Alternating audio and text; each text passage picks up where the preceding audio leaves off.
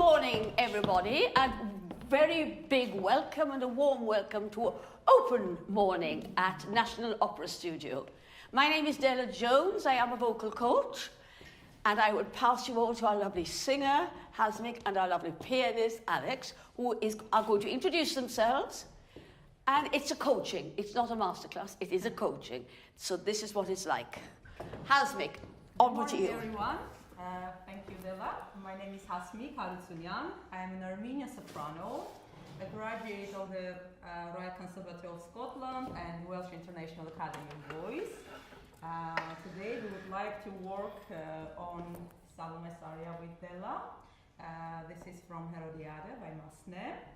And yes, my pianist is Alex Norton. And please, Alex. Hi, I'm Alex. I'm a graduate of the Royal Welsh College of Music, and I'm also one of the young artists here, but obviously on the repetiteur side of things.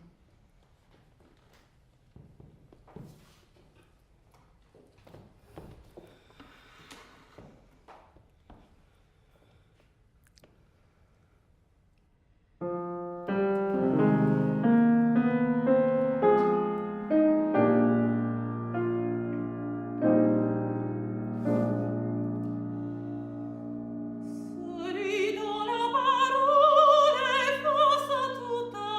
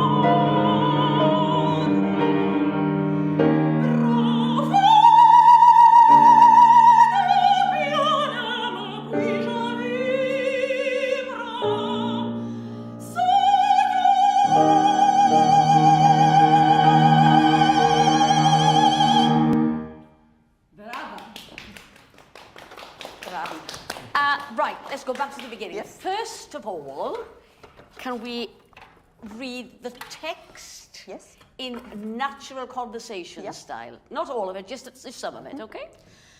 Celui dont la parole efface toute peine, le prophète est ici. Now, too many accents on la prophète. Aha.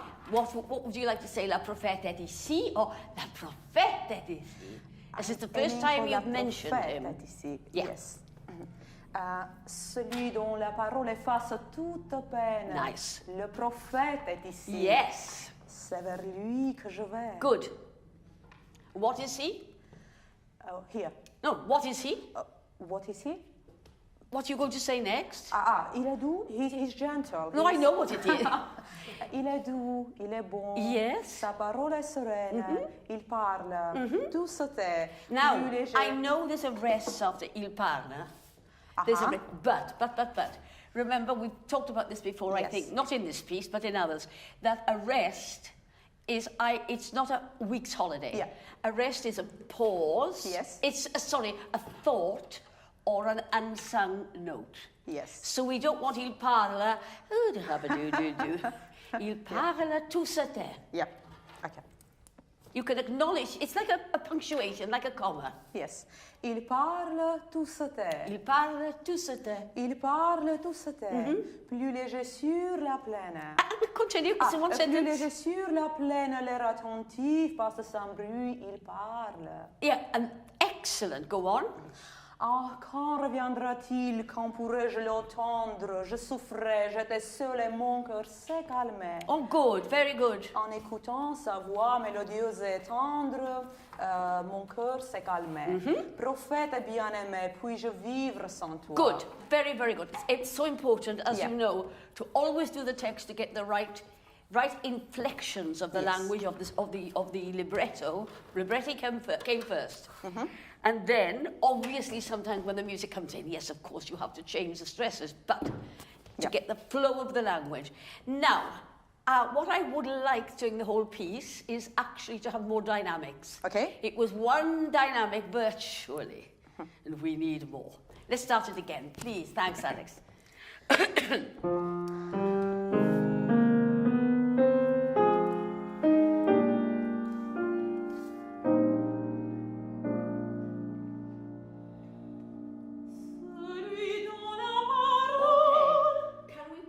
Listen carefully. I want to know that you're listening to the introduction. Yes. So it's not oh, my aria.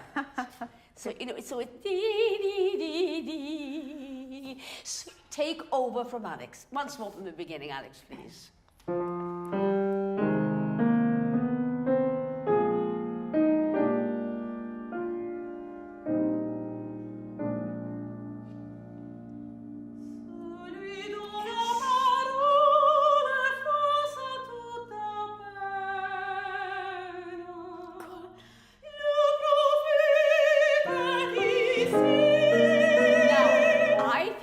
That was beautiful phrasing. I think you could start it a little quieter because, la prophète est ici. Once more, please.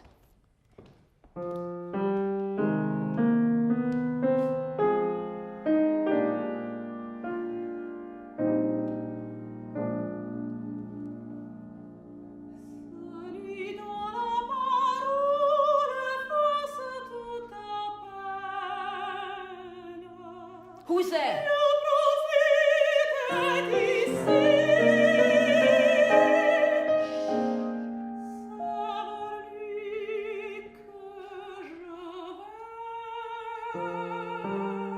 Beautiful. And in tune.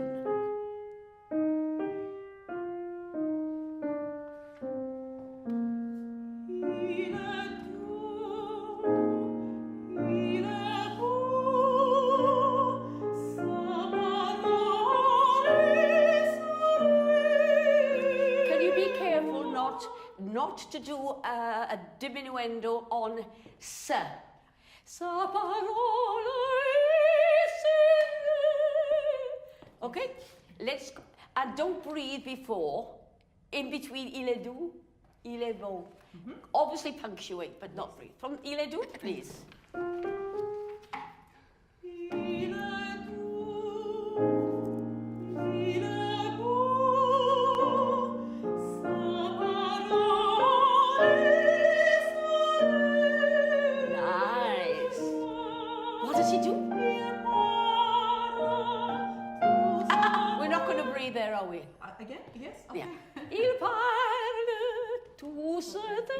Ok, il parla.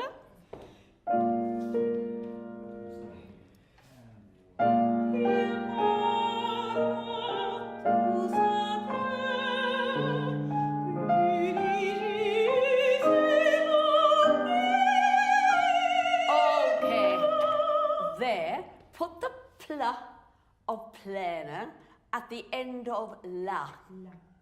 La. Yes. Plus léger, go.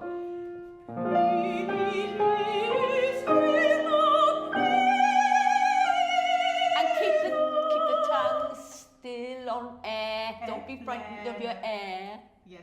Okay. Plus léger.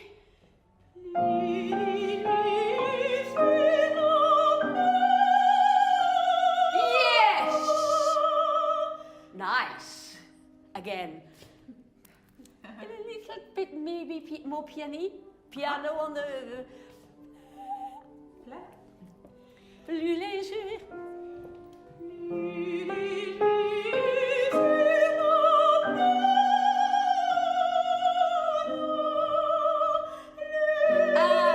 Just because it's soft there, we doesn't mean to say we have to have a rallentando.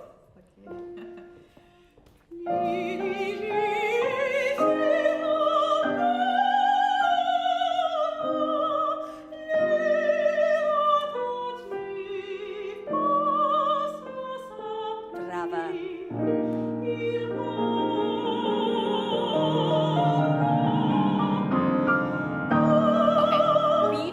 You come off there on the parlor, otherwise the orchestra doesn't quite know when to start the rall. And then it's up to Alex how much he wants to run. Just go from little deep.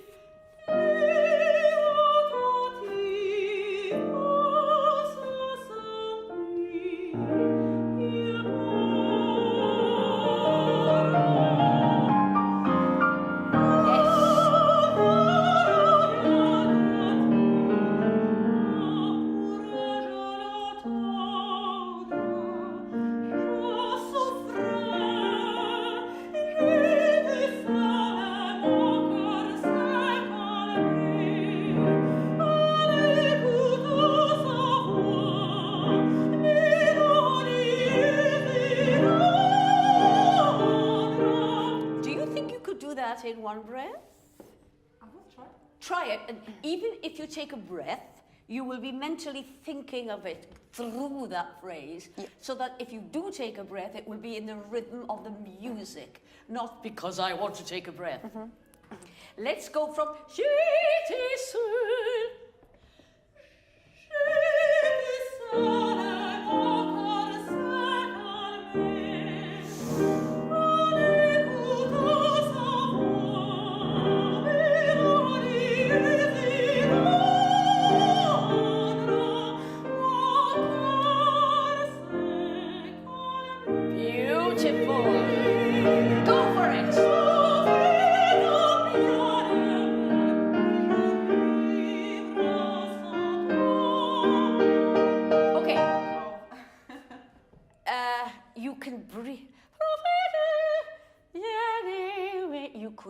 if you wanted to. Yeah. If you can do it in one, it's good. I can but do. I'm sure you can. Okay. Thanks, Alex. Make sure you come in, be absolutely ready on the half beat. Again, please.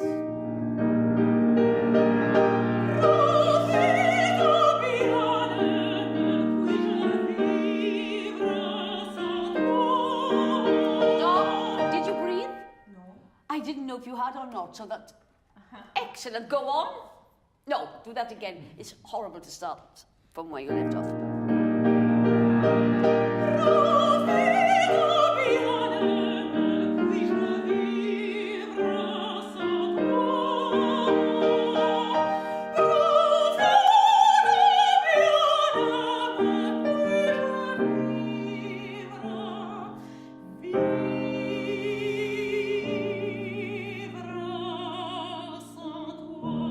excellent. We don't need to go back, but remember that Profeta bien-aimé, puis-je vivre is the same dynamic to the end.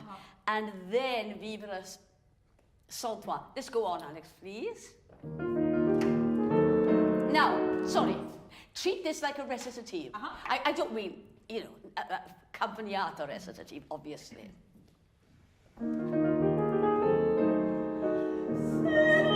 Don't be late coming in. Say no! Again, please.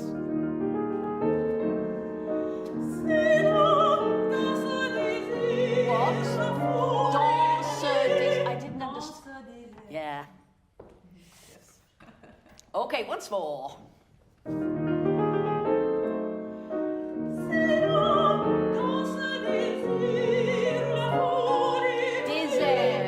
Désert, not désir.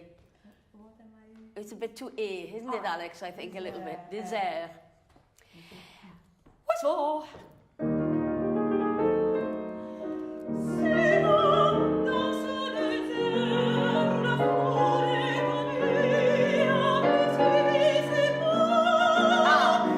Make sure that's doopy. It's a brighter sound up there. Pa, ani, ah. What's more?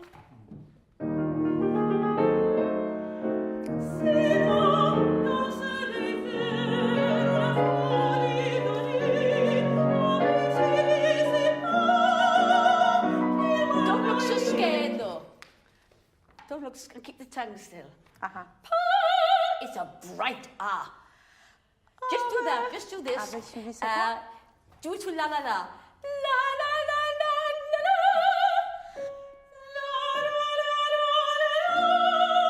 Yes, thank you. Now put the stupid words in. C'est là.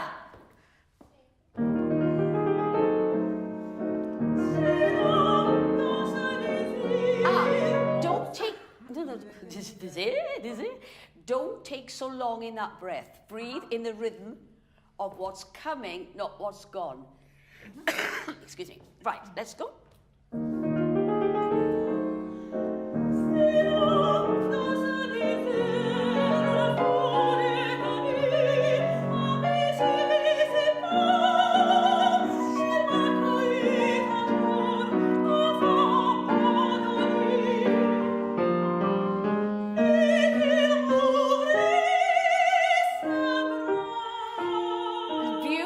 Get rid of the go through the brr a little quicker. Yes. Just from the, if you play the bar before qu'il ouvre, please, Alex.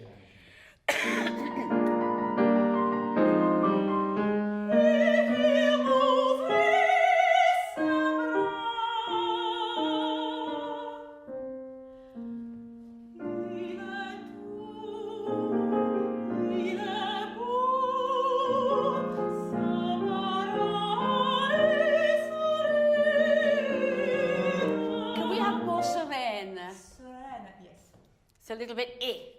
Serena. Il est beautiful. Il est doux. Il est doux, il est beau, sa parole est sereine.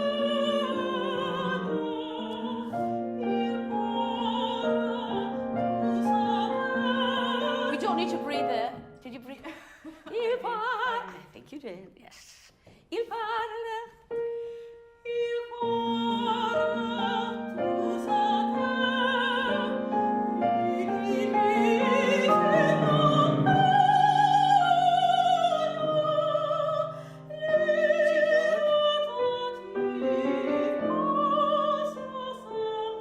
Yes. It's a little bit dark. Il parle. It was a little bit. Il parle. I exaggerate, of course, but okay. Nice. Go back to il parle. To se taire, please. To se taire. Il parle. Po. Pa. The first time. Thank you. Line.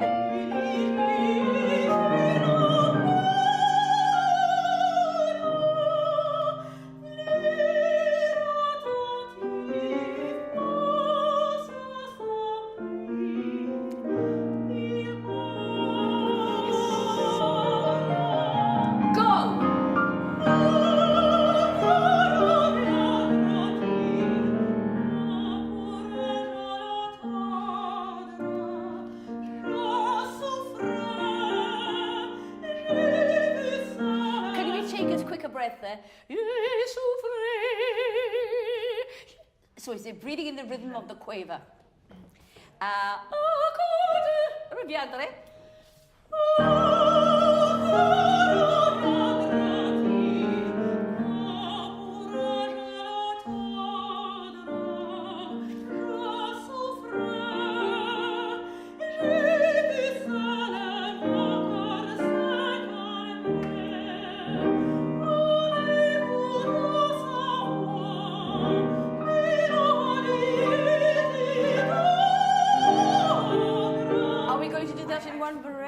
If you can. If not, it needs a quicker breath.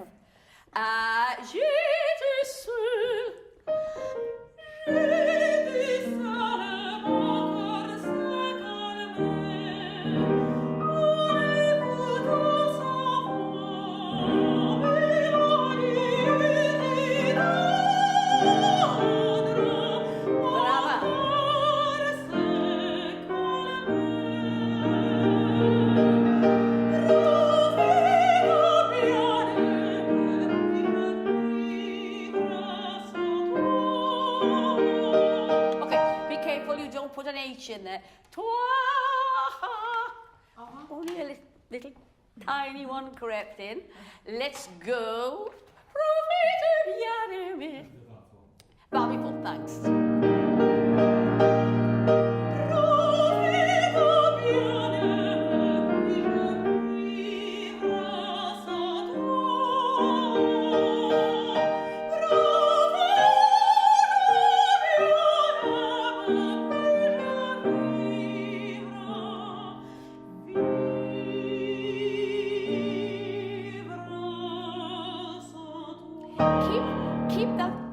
The G, keep it spinning right to the end. Just go from and the barberful. Oh, yeah, sorry.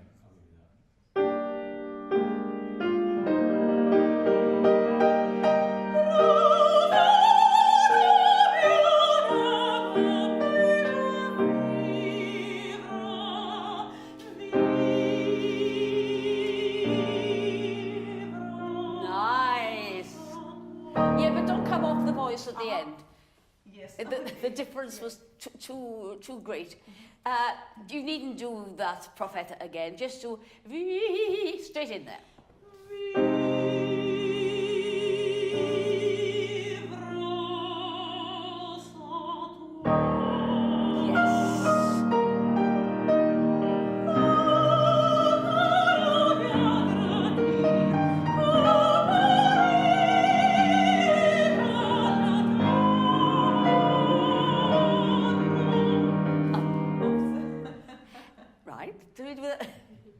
No, well, you do it again and again and again. Come on, I know it's not as easy.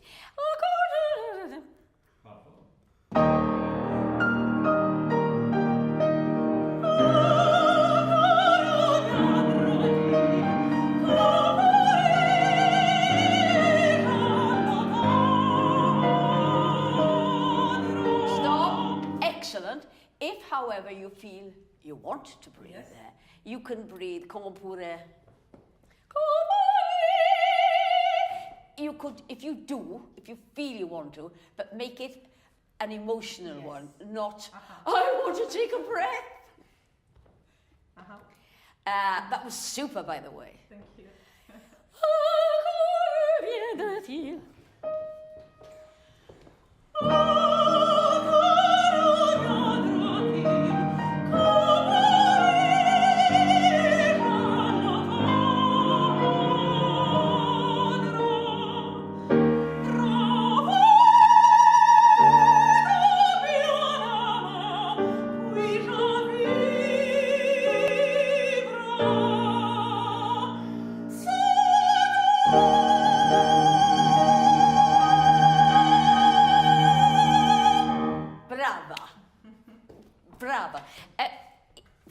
Is it possible not to breathe twice in that last phrase? Yes. And then before the sans toi. Yes. Can we try that? Be ready. Yes. Sorry. One.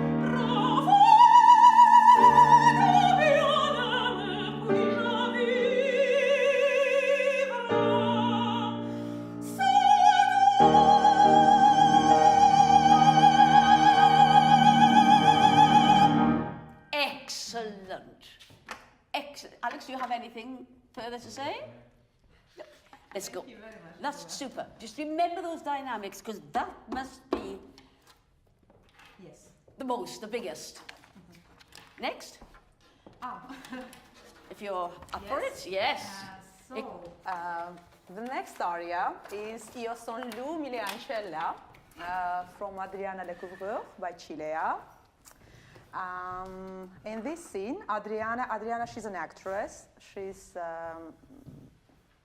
getting compliments as an artist and saying like, oh, please don't be so generous, saying that's only me, that's just a creator who makes me be the person, the artist I am, to deliver those beautiful things to people. Well done.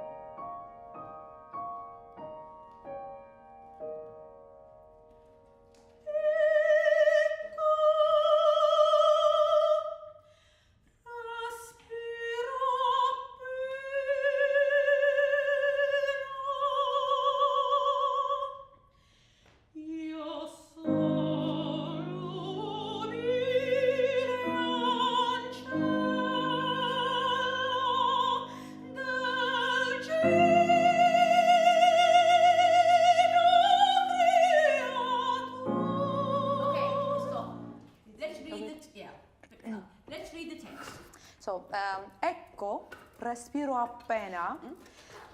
Io son l'umile ancella. No, you wouldn't say it if you were just saying it. Oh, no, cosa? Io son l'umile ancella del genio creatore. Good. Io mofo la favela, io la diffondo ai cor. Del verso io son l'accento, l'eco del dramma umano, il fragile. Too many accents. Oh. Del verso io son l'accento, l'eco del dramma umano. Why are we doing del verso io sono l'accento? Oh. Da, da, da, da, da, da. Del verso io son l'accento, l'eco del dramma umano, il fragile strumento vassallo della mano. Better. Now, let's start it again. Yes. Can we do it this time? Doesn't matter about the recitative bit. Just started doing it on vowels only. Yes. Please. Just one bar. Just, yeah, thanks, Alex.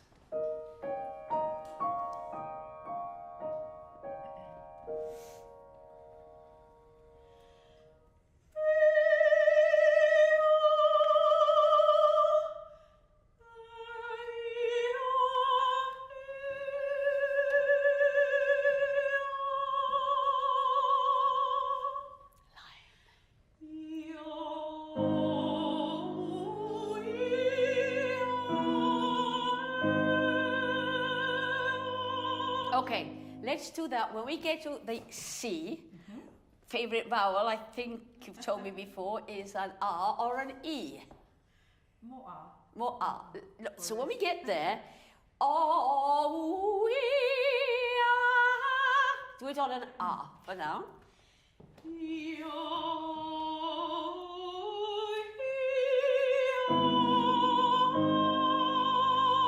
Excellent. Now, do that C on R and change it onto the correct vowel. Keeping it in the same place. No, just on the C. Only on the C. Brighter. No, this one. Ancella? Ah. I just want that note to get the change over from.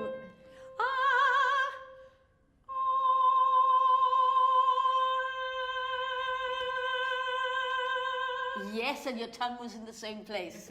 Now do it, the whole phrase, vowels only, thinking of where you put it when it was on an R.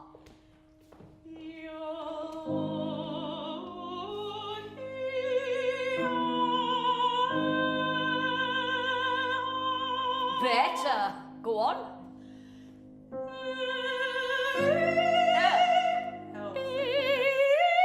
Brighter, brighter.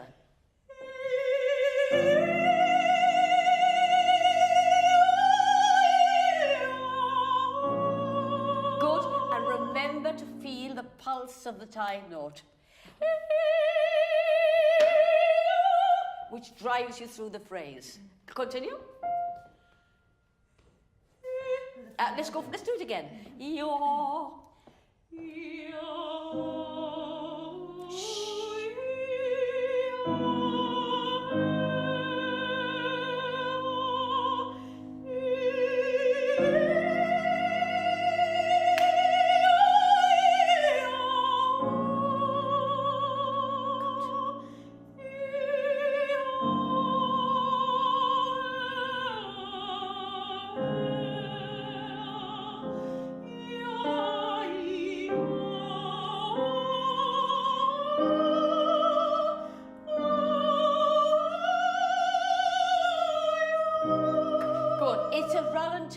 Not a death. I think, Alex, I don't know if you agree, we're a bit slow. Yes. It's inevitable when you stop and start. It's andante con calma, not con funeral. Right. Start it again now with the consonants. Thank you. Keep that lovely line. Don't let the consonants intrude on it.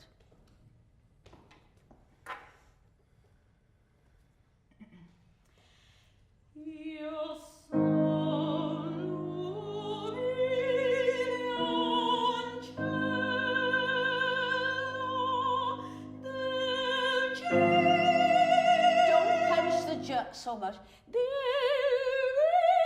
Softer J.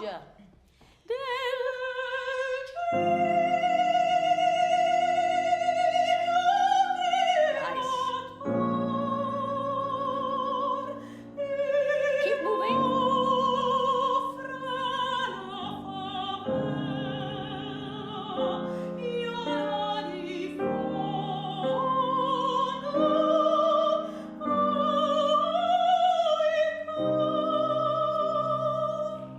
Very good. I won't go back. Put the cut of core at the end of I. Just do Iola di fo.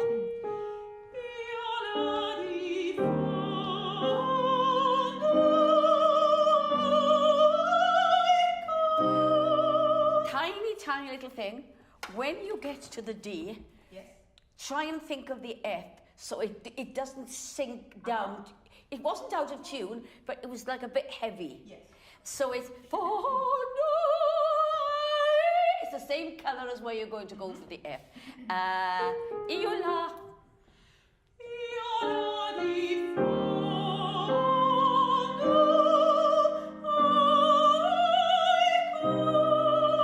Now try that in one breath. Ha ha ha.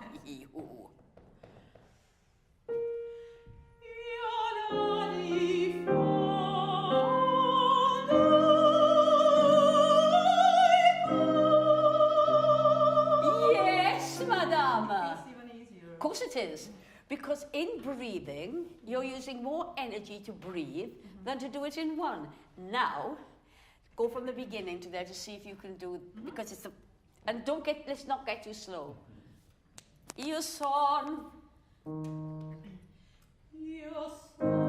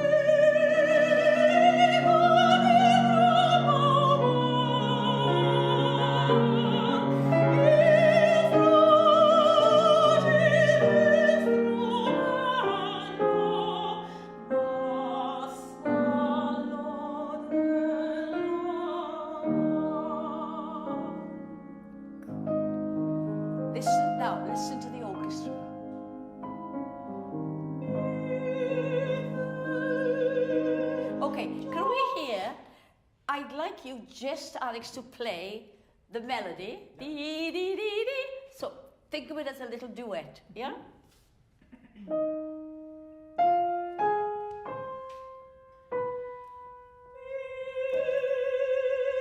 You came in a little late. Yes, I did. That would have been interesting.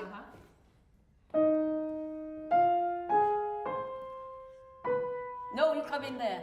Dee, dee, dee, dee, From meter. Yeah.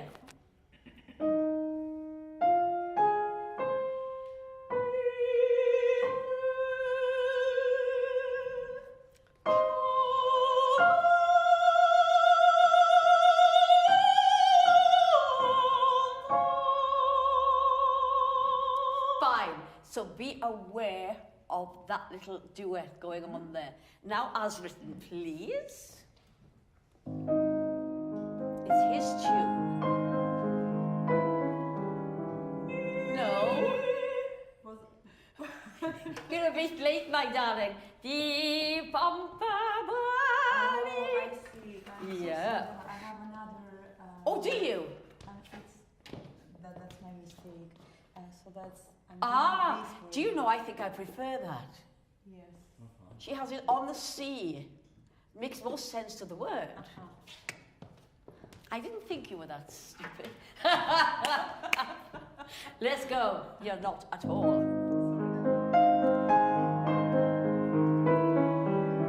That's nice.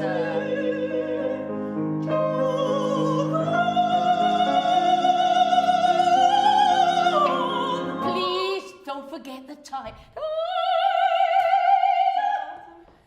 Meet our favorite little bit.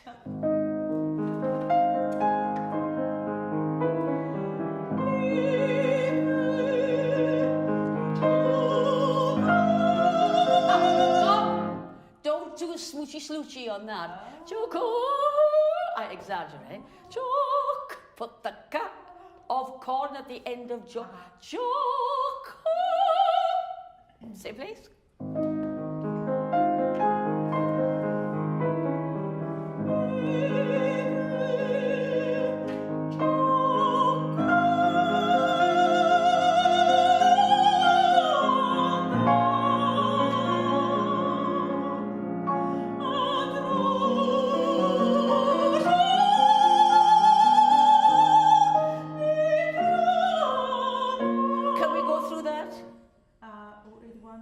Just to the end of Chiamo. I think otherwise it's very difficult. Do you think, Alex? Yeah. It's difficult to get that in tempo, and the orchestra will not want to wait there. Let's go from the beginning of the bar of Da. Yeah, thanks.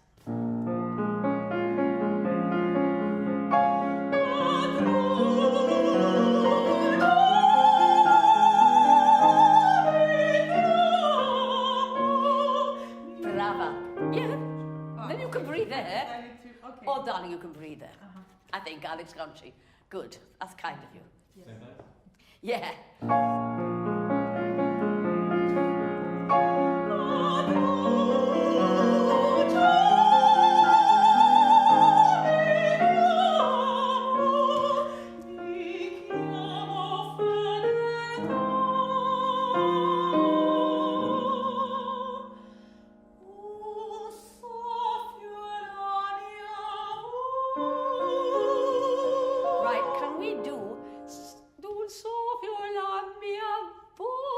So the voce is exactly the same dynamic as un soffio e la mia. I put the v of voce at the end of mia. Yeah.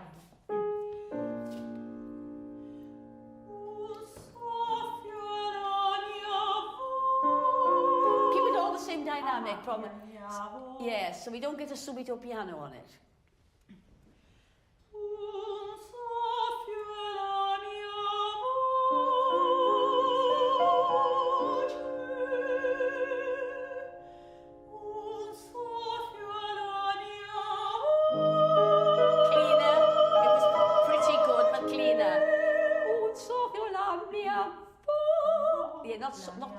Yeah. The first one again, please.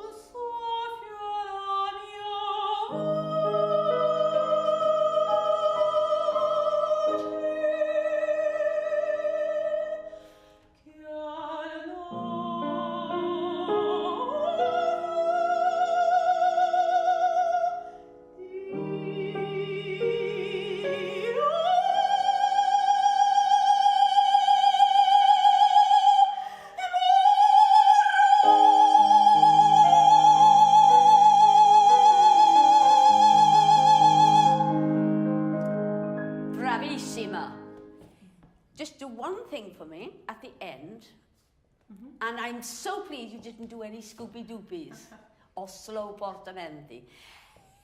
At the end, I don't know if we've ever done this before, I mean this particular exercise, when you do, can you do a scale down? Hold the mora as long as you would if you were singing it, and then just do the scale down. Can I do it from... Wherever you'd like to. Yeah.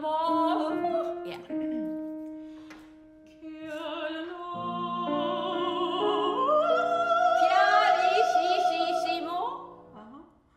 And then you can do what you like.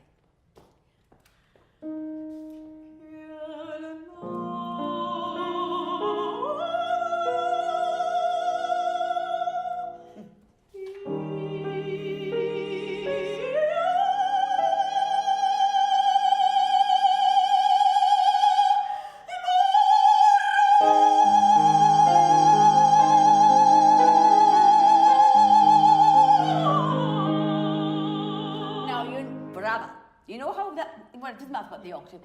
You know how that felt when you were going on? Still keeping... Yeah. Yeah. So do it again now, but come off, but think that you're continuing. Think with the head, think with here, think with everything. Yes. So you don't kick the dog, you pat the dog.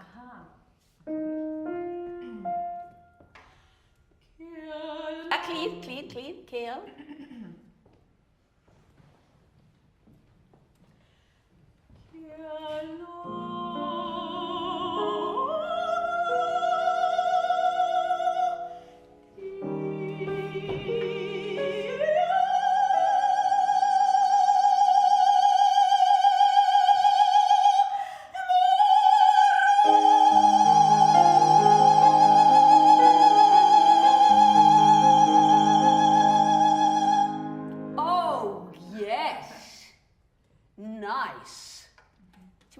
Thing through? Yes.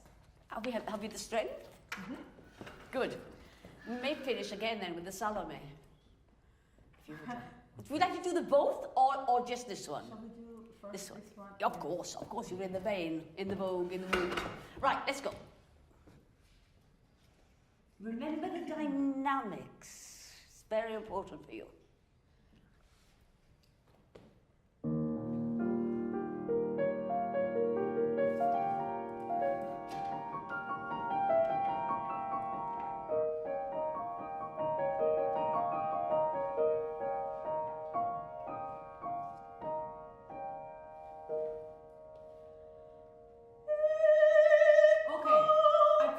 Stop you again. I always say that, I know. Can you be ready for that? Yes. Not sort of... Yes. I could see the the mechanics going on there. Right, once more.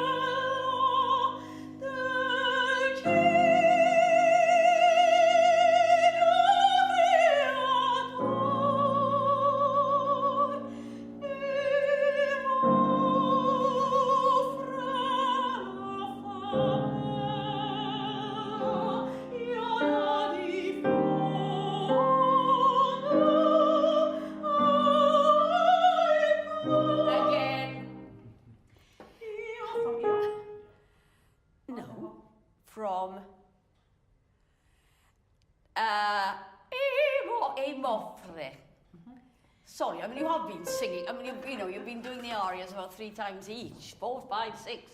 Okay. Shush! Remember you're a humble little girl? Yes.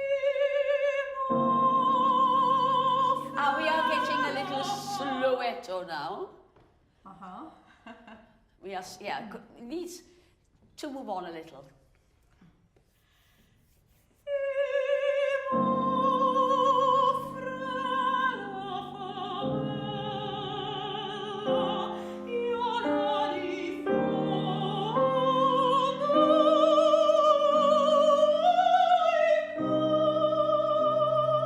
Bravissima!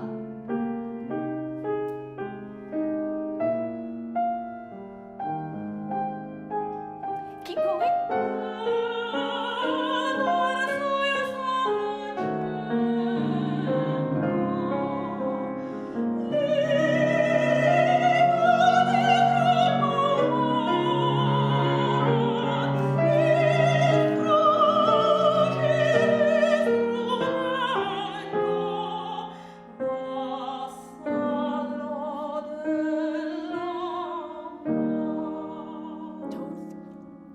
Now back to tempo.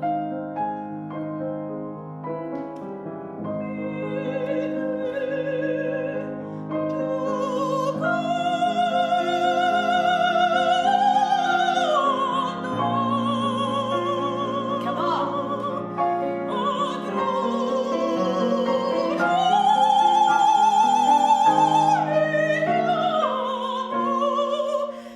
Keep going.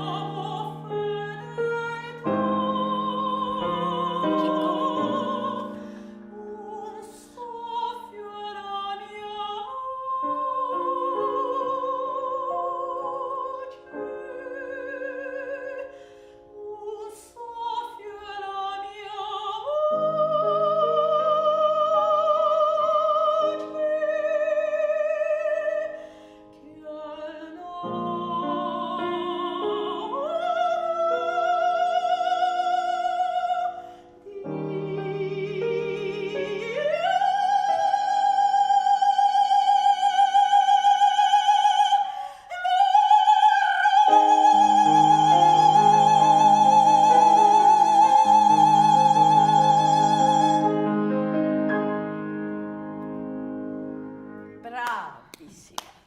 I think our time has come. Thank you both Thank you. very much indeed. Thank you very much. A pleasure. Thank you all for being here. We have finished. Super singing.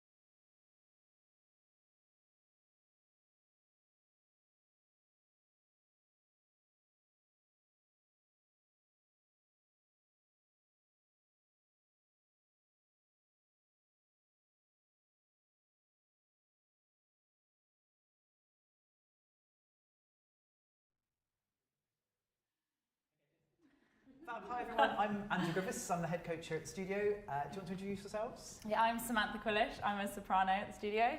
I'm Max Hilby, I'm a repetiteur at the studio. And do you want to tell us what you're going to sing, Sam? So I'll be singing Io son l'umile ancella from Adriana Lecouvreur by Della.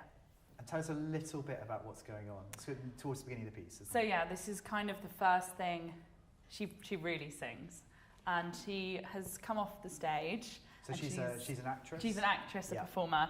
She's come off stage and everyone backstage is saying, "Oh, it was so wonderful, you're so good." And she, being slightly coy, says, "Oh, no, I'm simply the instrument and I didn't create this wonderful music. She says, a slave of the creator." She's quite luxuriating in her coyness, I think, Modest in a way. to a fault, I would say. Yes, with the probably least modest Exactly. music to match. Cool, let's hear it.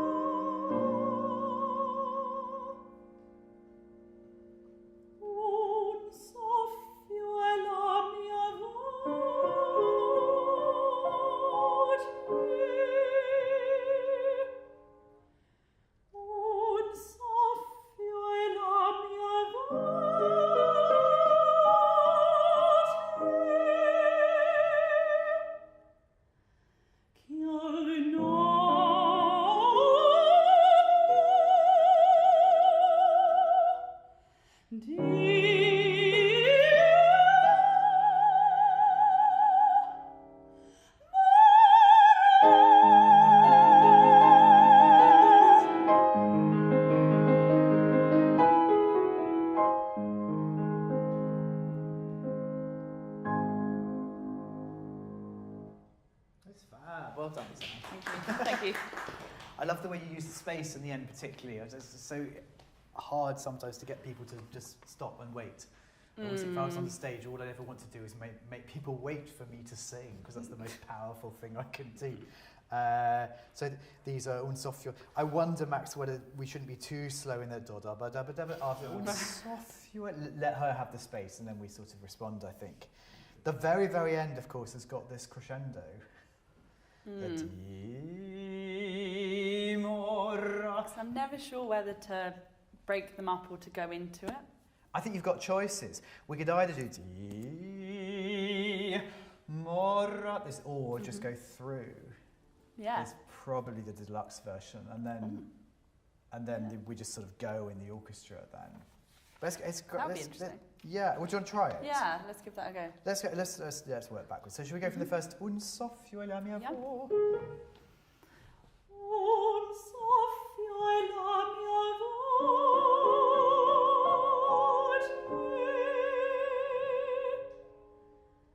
Un soffio e la mia voce.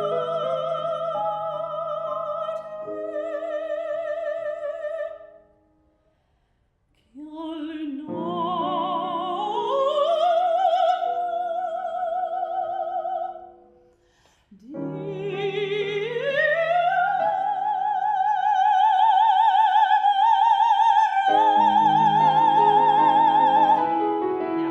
I would, even if it's not as long as it says at the end. I mean, no one's got the music in front of them, they don't know how long that nut's. Yeah. So you go till you can, you come off with your slightly histrionic ending. It's fabulous.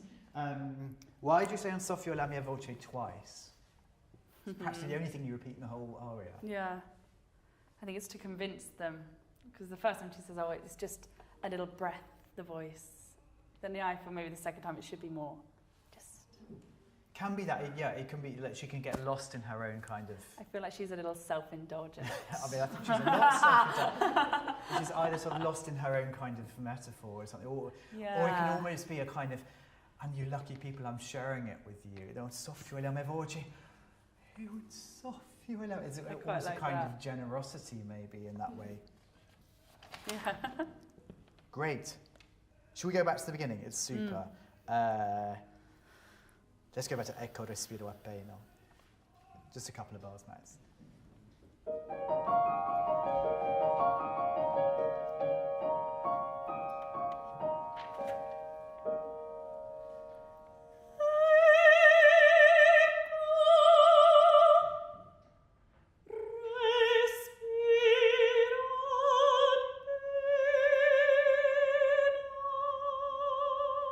Why does she say that? She says, here I am, I guess. Yeah, listen. I can hardly breathe. Yeah. Respiro appena. You seem very... Yeah. Respiro, I can hardly breathe, but I can sing a 15-second phrase. I don't quite get it. True. Somehow... Respiro appena. I've come off stage. You know the feeling, Yeah. I'm sure you all know. You come off stage and you've got high on adrenaline after the... It's that somehow getting that feeling of course singing beautifully, but also I'm coming down off that massive high that I've just had from doing my thing. Yeah, yeah. And of course it's false modesty. Yeah.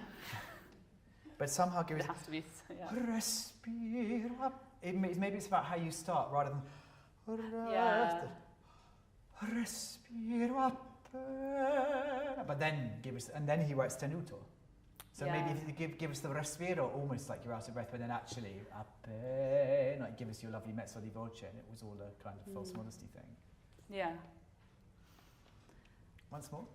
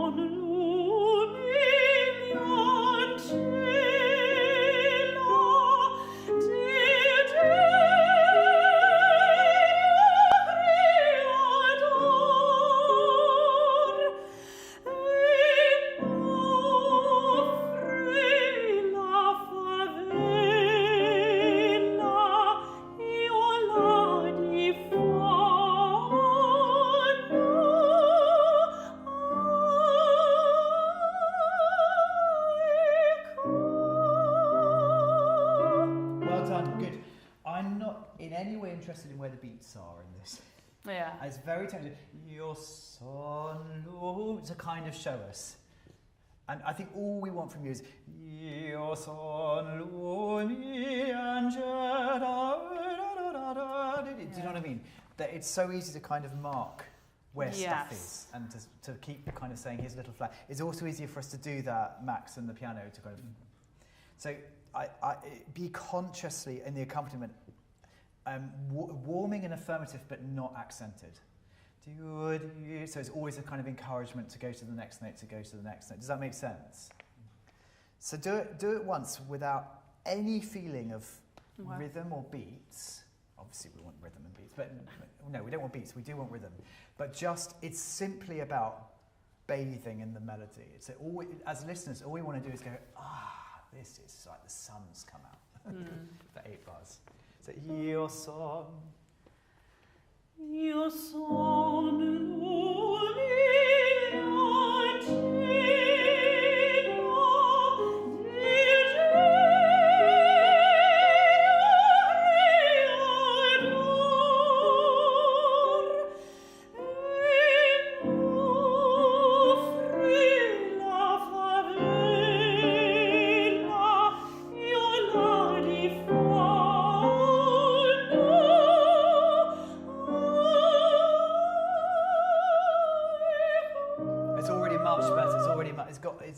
It's then about gesture and flow and all of those wonderful things. You roll your R's, don't you? Yeah. Can we do it on a rolled R? Yes. Because I want you to explore every crevice of the melody. And I'm going to exaggerate. There's a little bit. Your son, I feel that sometimes too, for me, the character of a voice is so much about how one note moves to the next. It's about the transients. It's about the tiny slides. It's about all of that. And if we don't hear how one note kind of folds into the next, especially in this repertoire, I think it's really what it's all about. It's this kind of bel canto to the max, isn't it? It's kind of the end of that. So you might need to breathe more, but that's fine. So just on a rolled R.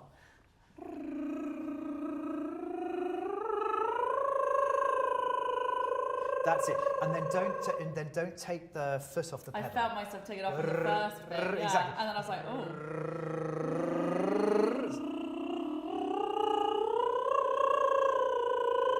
Good. Let's do it with Max as well.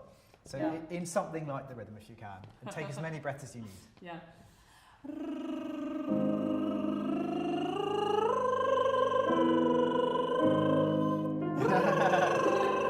Gosh. No, it's interesting. I mean, roll R's don't work for everybody.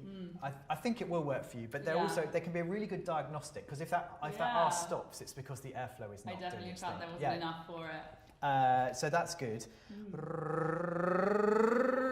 And don't try and be too clean. You know, it's definitely the big paintbrush that you use to paint the whole wall rather than the little watercolor detail brush, isn't it? Once again.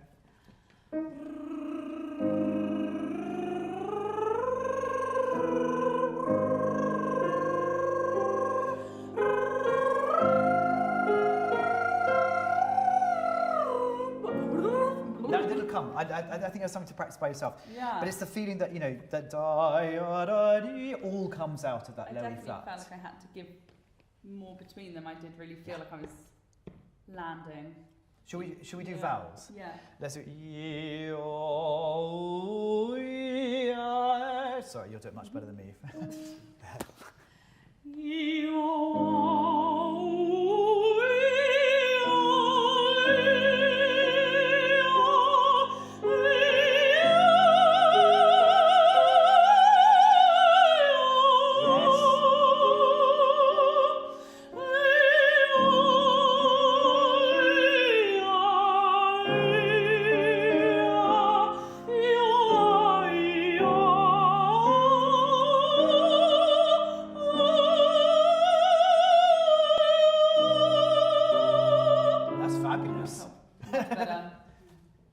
So much, you know, that felt like, you know, the F, the genio creator, just expanded. Genio creator.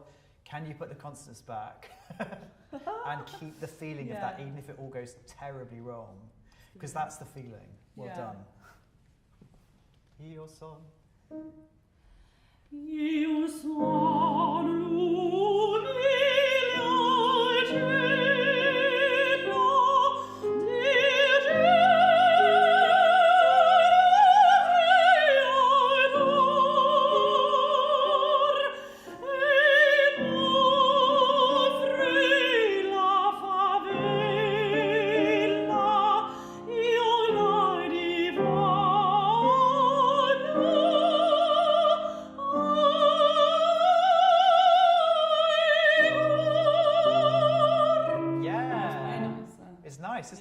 that different? What do we think? It's just more, it's a bigger world. And even that il genio, you could do even the tiniest slide before the N even. So not genio, genio. It's...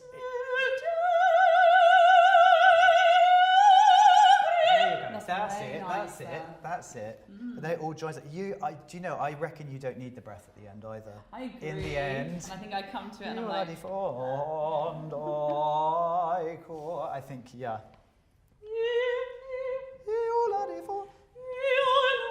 Yeah, hang on.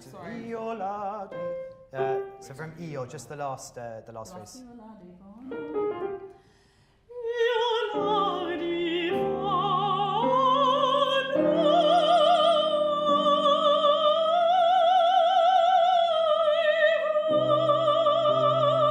Fab, let's keep going.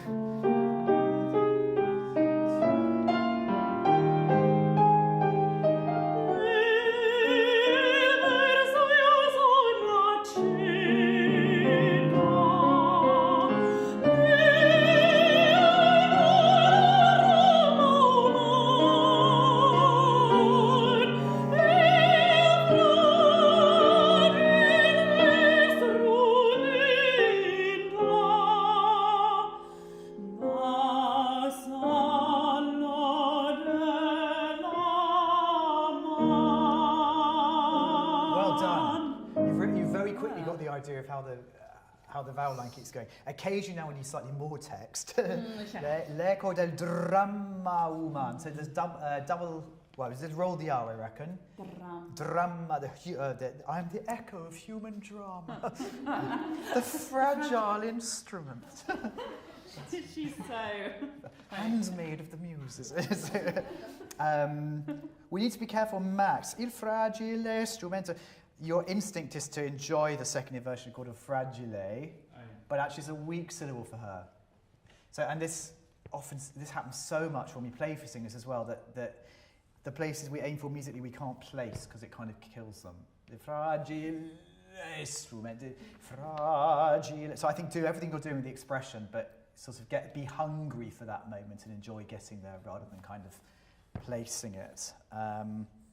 And I'm not sure how much you should slow down, really. Fragile strumento, vassallo. For me, it's more effective to make, you have the breath there anyway, and then to make the change afterwards. If you do strumento, you've already telegraphed everything you were going to do after the rest. Yeah, I think and then there's nothing left to do. Takes the mickey a bit on the fragile instrument to give it a bit too much time.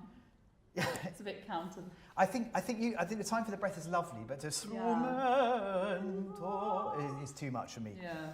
And again, enjoy the R if you fragile strumento as well. Good. Yes. Shall we go from and Max is great. I'm sort of think of quite a treacly sound. You know, if you're conducting this, it's definitely, you know, you're going to feel like it's a sound that has resistance.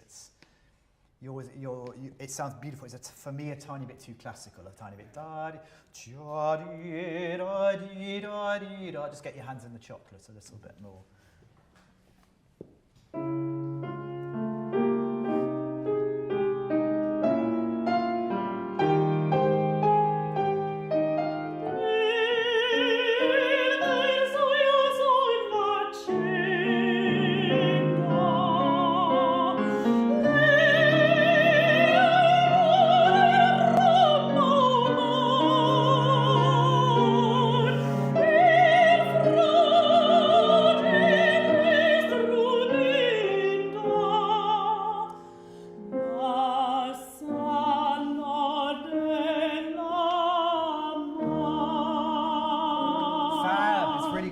What I mean a little bit more. So I'm going to sit on my microphone now. It's never good. But this, I didn't mean so much rubato, but it's just I feel like you're a bit. This one, I mean, it's hard on this piano, but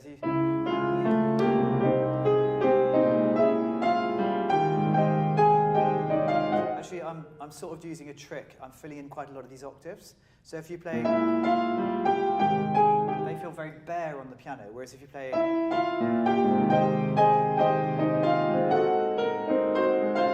So it can be quite good in these Italian pieces to fill in a little bit.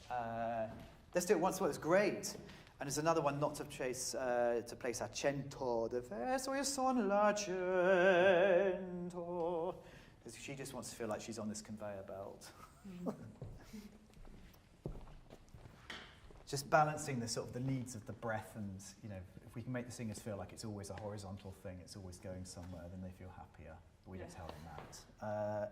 Let's go from that stentando again. Very nice.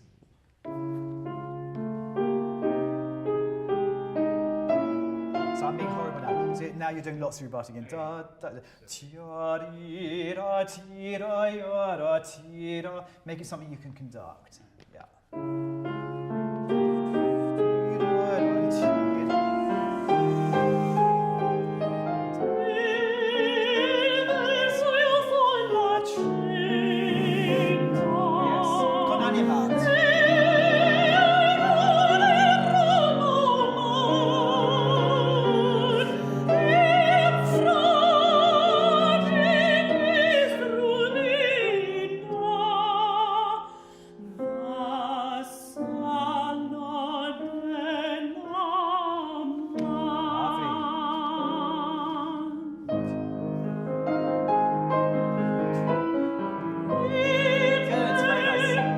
Brilliant. So you gave her the tiniest da da da dee da me. Did you feel you had to wait the tiniest bit?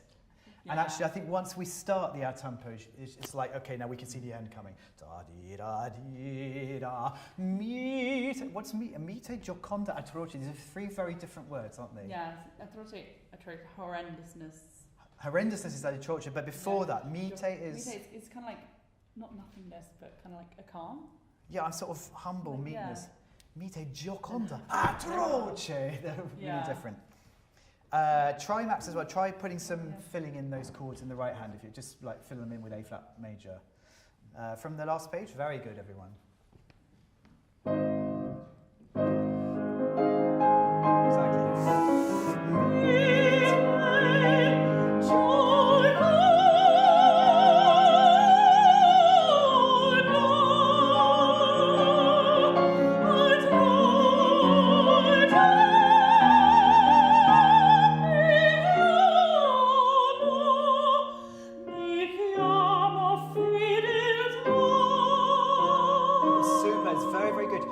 Atroce is so weird after Gioconda. Yeah, it feels really sudden.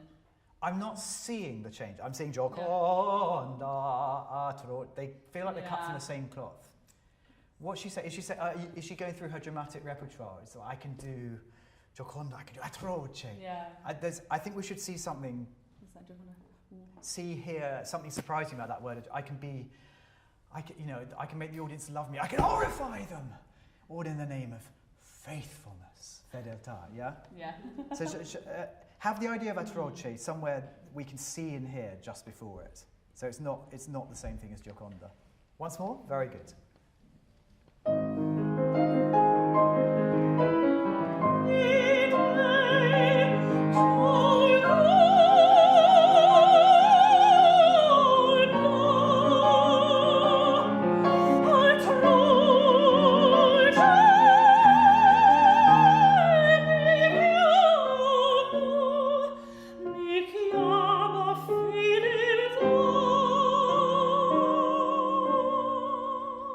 Brilliant. And mi chiamo, I know there's a diminuendo written. Can you give us more of the ... Atroce, mi chiamo fedeltà, which is the most pretentious thing she could say, right? Yeah. All in the name of faithfulness to my muse. Mi chiamo, and of course she's got all these swooning acolytes, hasn't she? So she's gone backstage, and the wig maker and everybody else is there going, "Oh, you were wonderful, darling. You were fabulous." Mi chiamo fedeltà. Do it one more time because it was really, really good. And on Gioco, it should be like the F wasn't enough. Yes. So I've just got to expand into my G, but let us feel that expansion because that's again where we go. Let's sunbathe in this phrase. Yeah. Yeah. Good.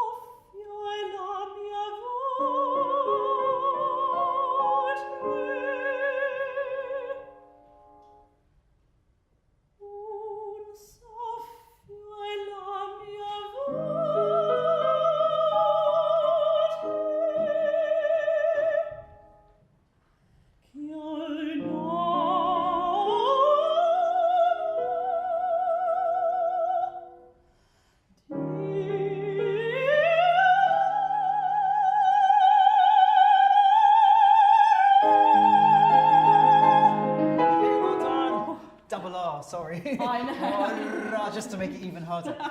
It's fab. I feel like it's probably someone else's turn. It's really brilliant, the both of you. Thank you. Very, very good. Bravi. Brill. Thank you. Very, very good. Oh, we're right on time as well. How about that? It's really good. Thank you.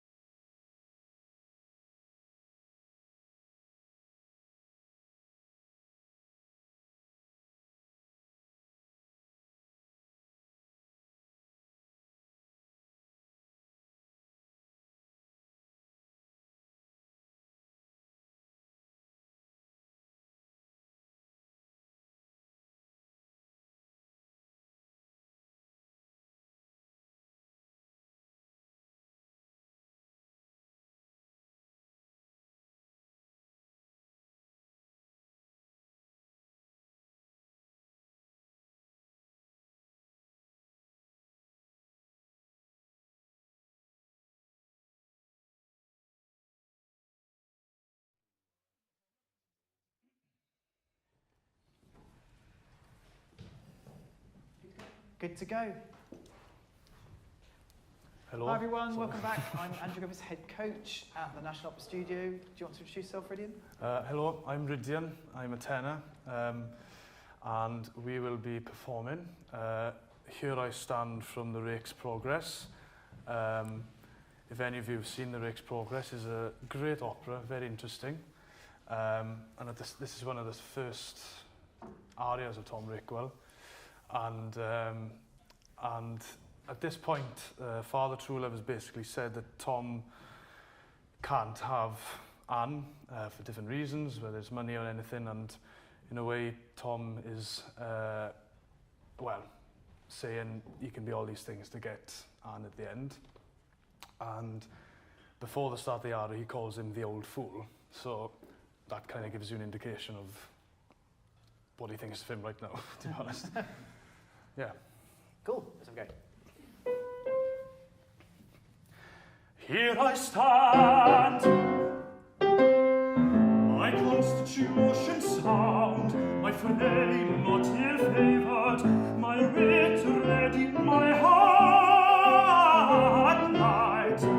I play the industrious apprentice in a copybook, I submit to the drudge's yoke, I slave through a lifetime to enrich others, and then be thrown away like an odd bone.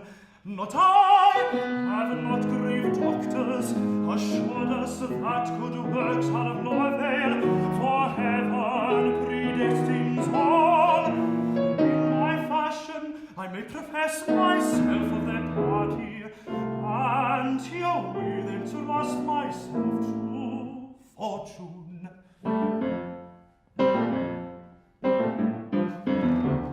Since it is not by merit we rise or we fall, but the favour of fortune that governs us all, that governs us all.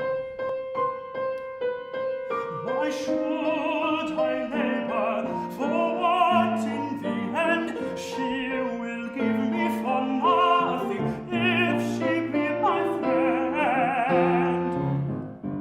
Why, if she be not, why the wealth I might gain for a time by my toil would at last be in vain, would at last be in vain.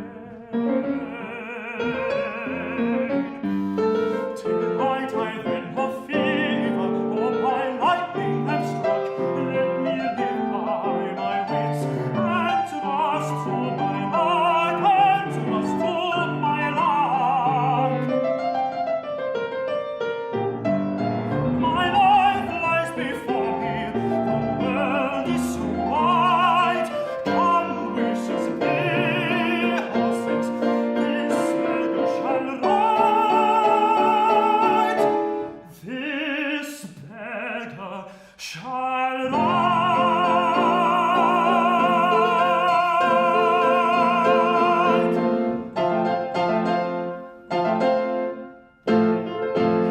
I wish I had money. Yes. You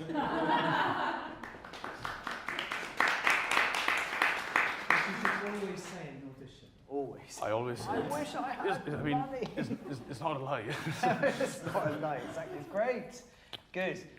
With this, it's always a question of just us believing in his extraordinary self-confidence. Yeah. I mean, I know the story. He makes this deal with the devil and all the rest of it to bring it all to life. But I think it's all latent in him at the beginning. Like he's good material to be conned, isn't he? Because he believes all this stuff about himself. He's a bit, full of himself. A bit full of himself. Just a tad, yeah. So I think no space for diffidence, I reckon. Okay. Here I stand, my constitution set, my frame not ill-favoured, my wit ready, my heart light. You know, sort of, this is kind of your dating profile. It's going well. Okay. Good, very good. Let's go from the beginning. Here I stand, my constitution sound, my frame not ill-favoured, my wit ready, my heart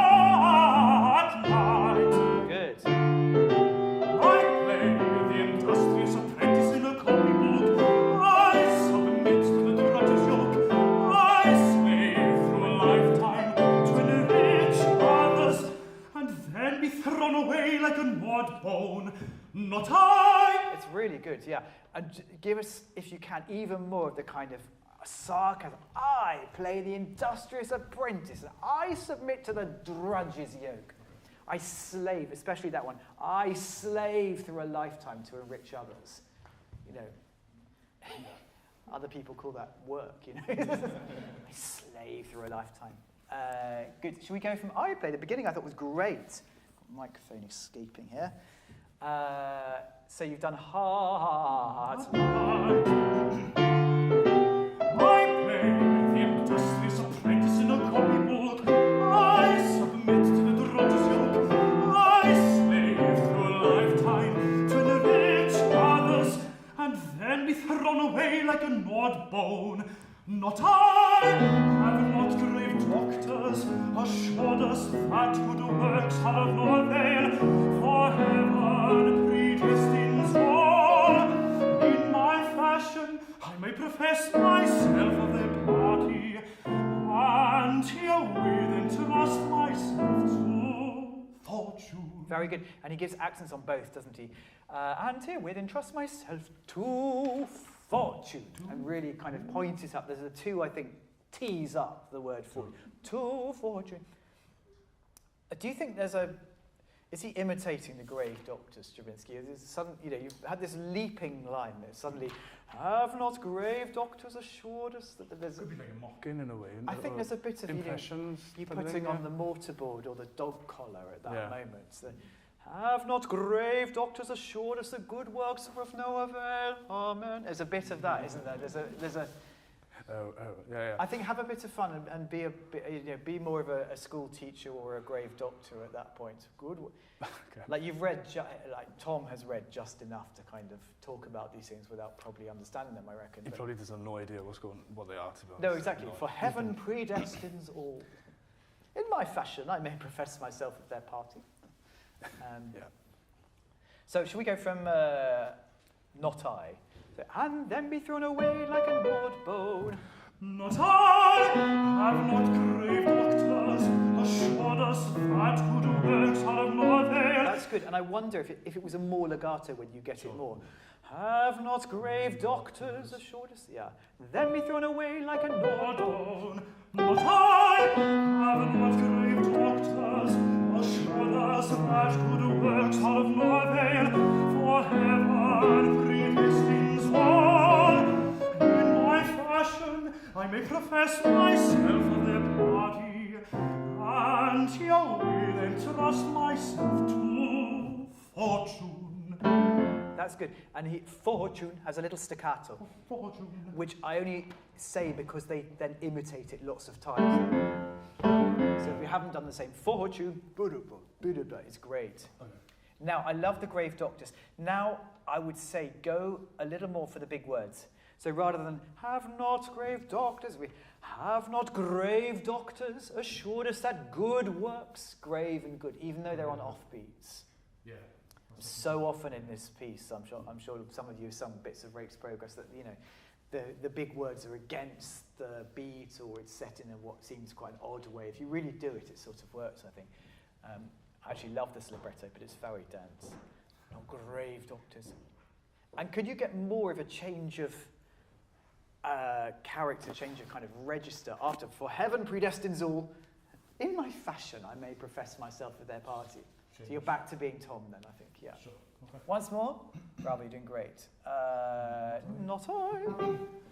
Not I! Have not grave doctors assured us that good works are of no avail? For heaven predestines all. In my fashion I may profess myself of their party, and herewith entrust myself to fortune.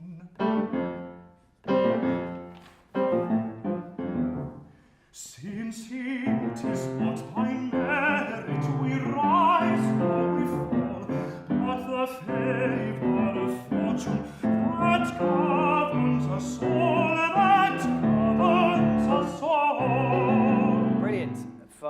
for my taste, I would governs us all. I would have a running governs us all. That governs us all. That governs us all. At least the second time. Governs us all. Yeah. You see what's going on with the orchestra?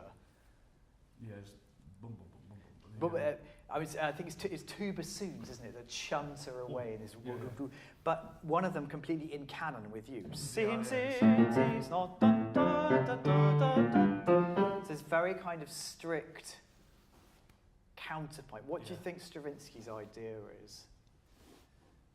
I mean, it's all quite quirky, isn't it? Yeah.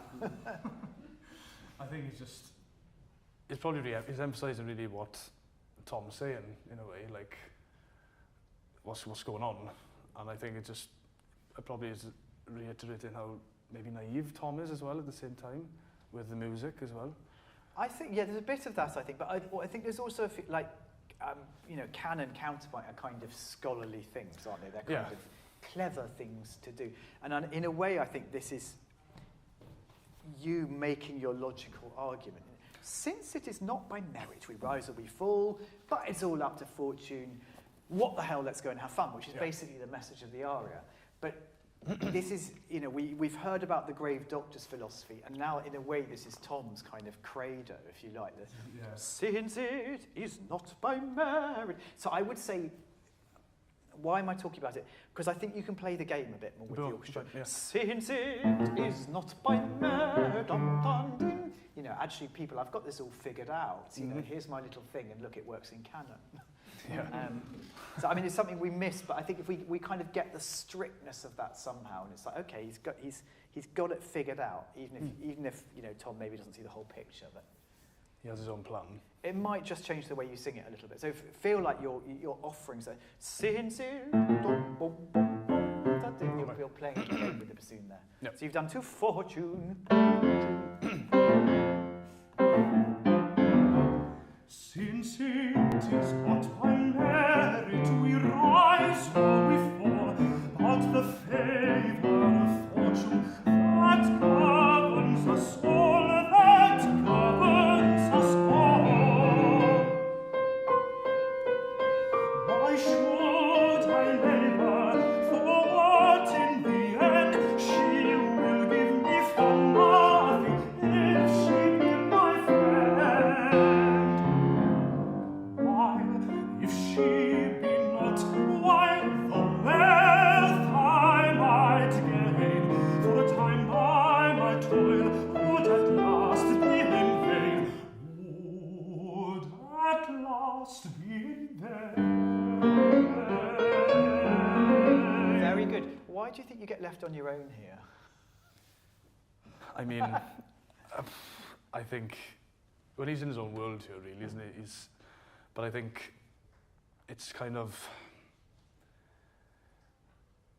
it would be in vain, would at last be in vain, is if because all he wants the wealth. He wants the wealth. He wants the wealth so bad, so bad, and I think he won't get left behind, but in a way, it's like he's off on his own journey.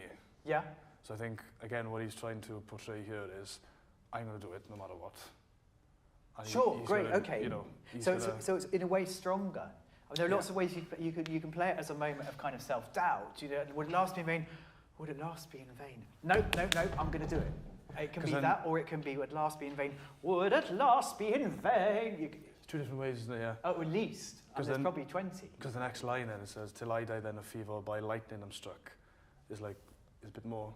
Exactly, and then, so until my dying down, I lived by my wits and trust in my luck, and that's my philosophy of life. Come wishes be horses, this beggar shall ride. Yeah. I mean, I don't have the answers to any of these questions, but I think they're good questions to ask. Yeah. I was saying this to other people this morning, but it's so easy just to kind of, the music is there, so you do what it says, and to keep asking the question of why is it like this? Why does the composer make this choice? Or what is the menu of choices that opens to me? And then, all we can do is show you the menu and say, pick something. But it's, just to make sure you've looked at it. Should we go from while if she be not, maybe? Should I swap the veins, the the second one then instead of, do you think? Experiment. Alright. I mean, do what. I mean, in the end, it needs to be what feels natural to you. Okay. I just thought I didn't really hear. Second I felt like you would have sung it the same whether or not there was an accompaniment, and I'm not sure that was necessarily right. Muck around with something. I mean, we have to, trial and error. So you've done "If She Be My Friend." Why, if she be not, why the wealth I might gain, for a time I might toil, would at last be in vain, would at last be in vain. Till I die then of fever, or by lightning am struck, let me live by my wits, and trust to my luck, and trust to my luck. My life lies before me, the world is so wide. Come, wishes, dear horses, this beggar shall ride. This beggar shall ride.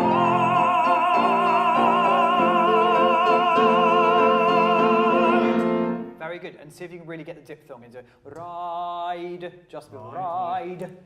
So in a way, it doesn't matter exactly where it ends, but we really feel that you did it on purpose. Well, the ride, ride, and then we buy it. It was great. Lots of this. Luck, I didn't get the first time. And trust to my luck. And I would think it's worth shortening that and really doing the consonants. Okay. The both. Okay. Yeah. Otherwise, the second time we'll get it because you don't do anything afterwards. So. Okay. Yeah. What did you think of "Would at Last Be in Vain"? Did that work for you? Yes. Cool. I think. Yeah. Great. Yeah. Try something else the next time. See, Sure. see what you feel. Yep. It can be anger, and lots of this is a kind of anti-capitalist rant, if you like. Isn't it? Yeah. Can be. There's no point in drudgery, slaving away for your life, and fortune. Probably your pension fund will crash tomorrow anyway.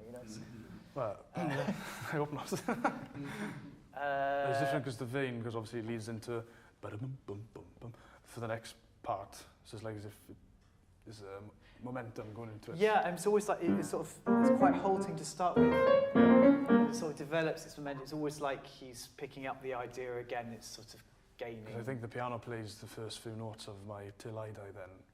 Then you got yes. So the canon turns around. Before you start it, and now "Till I Die." Then it's the other way around. Whether there's significance in that, you could come up with some if you wanted. Yeah. Let's just do the ending one more time, and then I think we should wrap it up. This beggar shall ride. This. Yeah, let's just hear that again. My life. Should we go from there? Yep. The last salvo. So. My life lies before me, the world is so wide. Come, wishes, dear horses, this beggar shall ride. This beggar shall ride.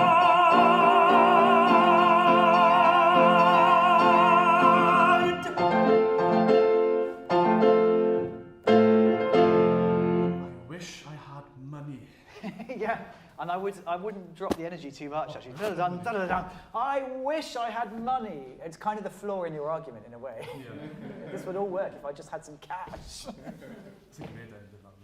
Great. Well done. Super. Well. So we've got about 5 minutes.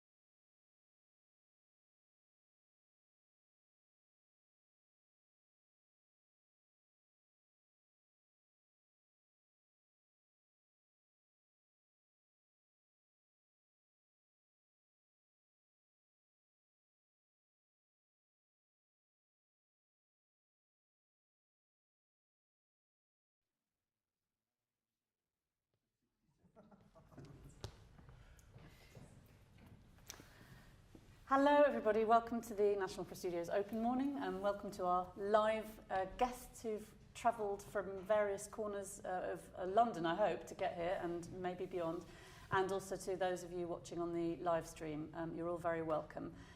This is just really to give you a little introduction to the studio, a bit about the history, what we do, to introduce ourselves as the team, and then to give you an opportunity to ask some questions. So this talk will last just under an hour.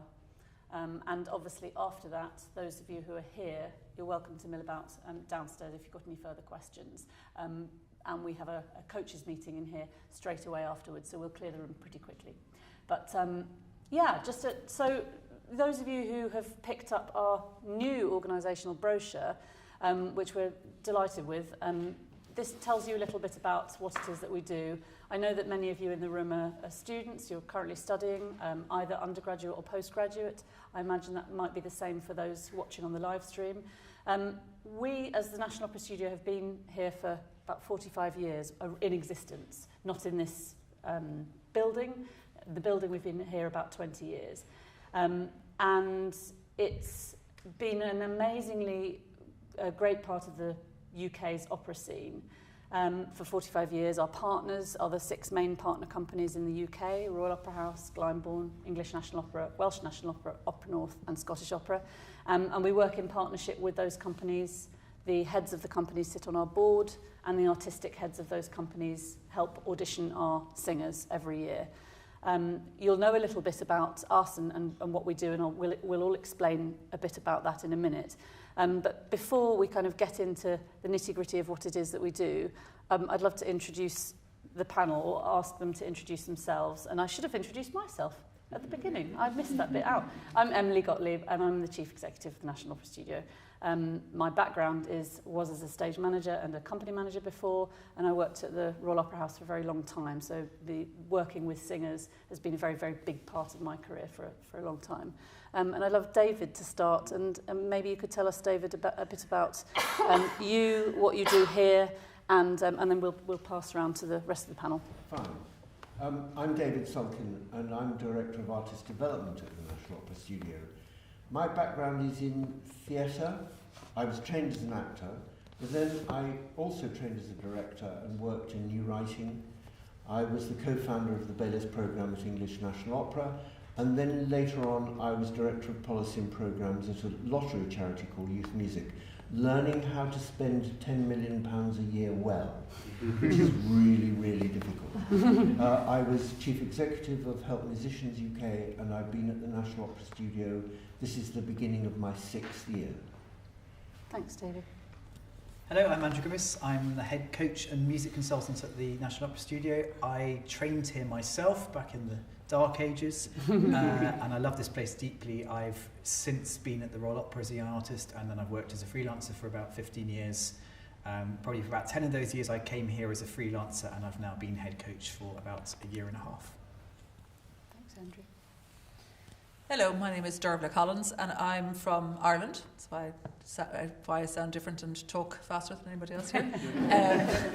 I am a vocal coach here. I'm head of artistic administration. I had always been a vocal coach in Ireland. I'm a song pianist, vocal coach in Ireland, and I had seen how so many of the Irish singers had wanted to come here when it was always a huge kudos if they got into the National Opera Studio.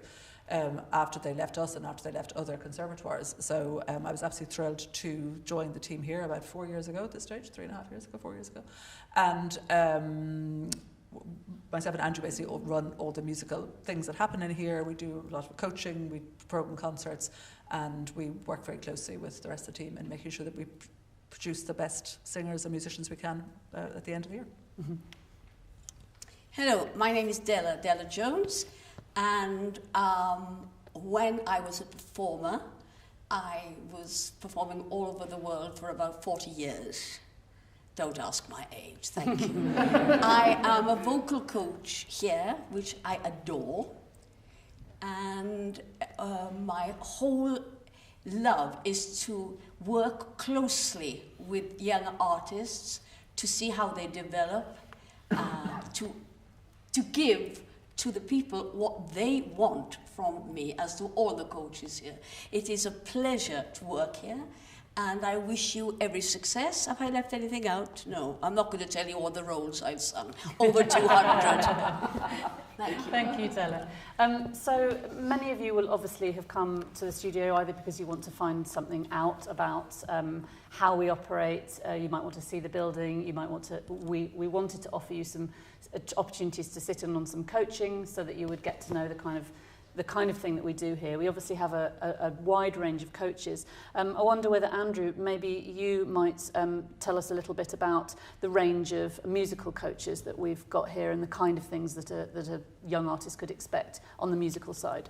Yeah, well, that's a big question. So we have lots of, as well as our faculty coaches here, we have a lot of guest coaches who come in, many from the partner companies, from the companies that work with us, also wonderful freelance coaches. Those are both musical coaches, as it were, pianist coaches, and we have lots of vocal specialists who come to us. Some are officially linked with us as part of our sounding board. I'm sure you'll talk about that later on.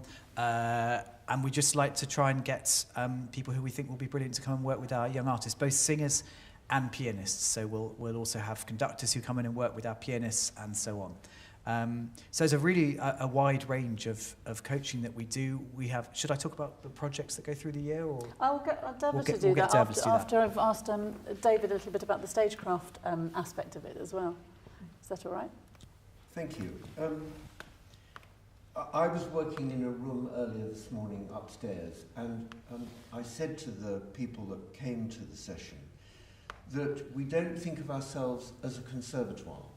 We're a place where we work with exceptionally gifted people who are almost job ready, increasing their ability to earn a living from this very, very difficult profession. And learning to be a good actor is a really, really important part of that.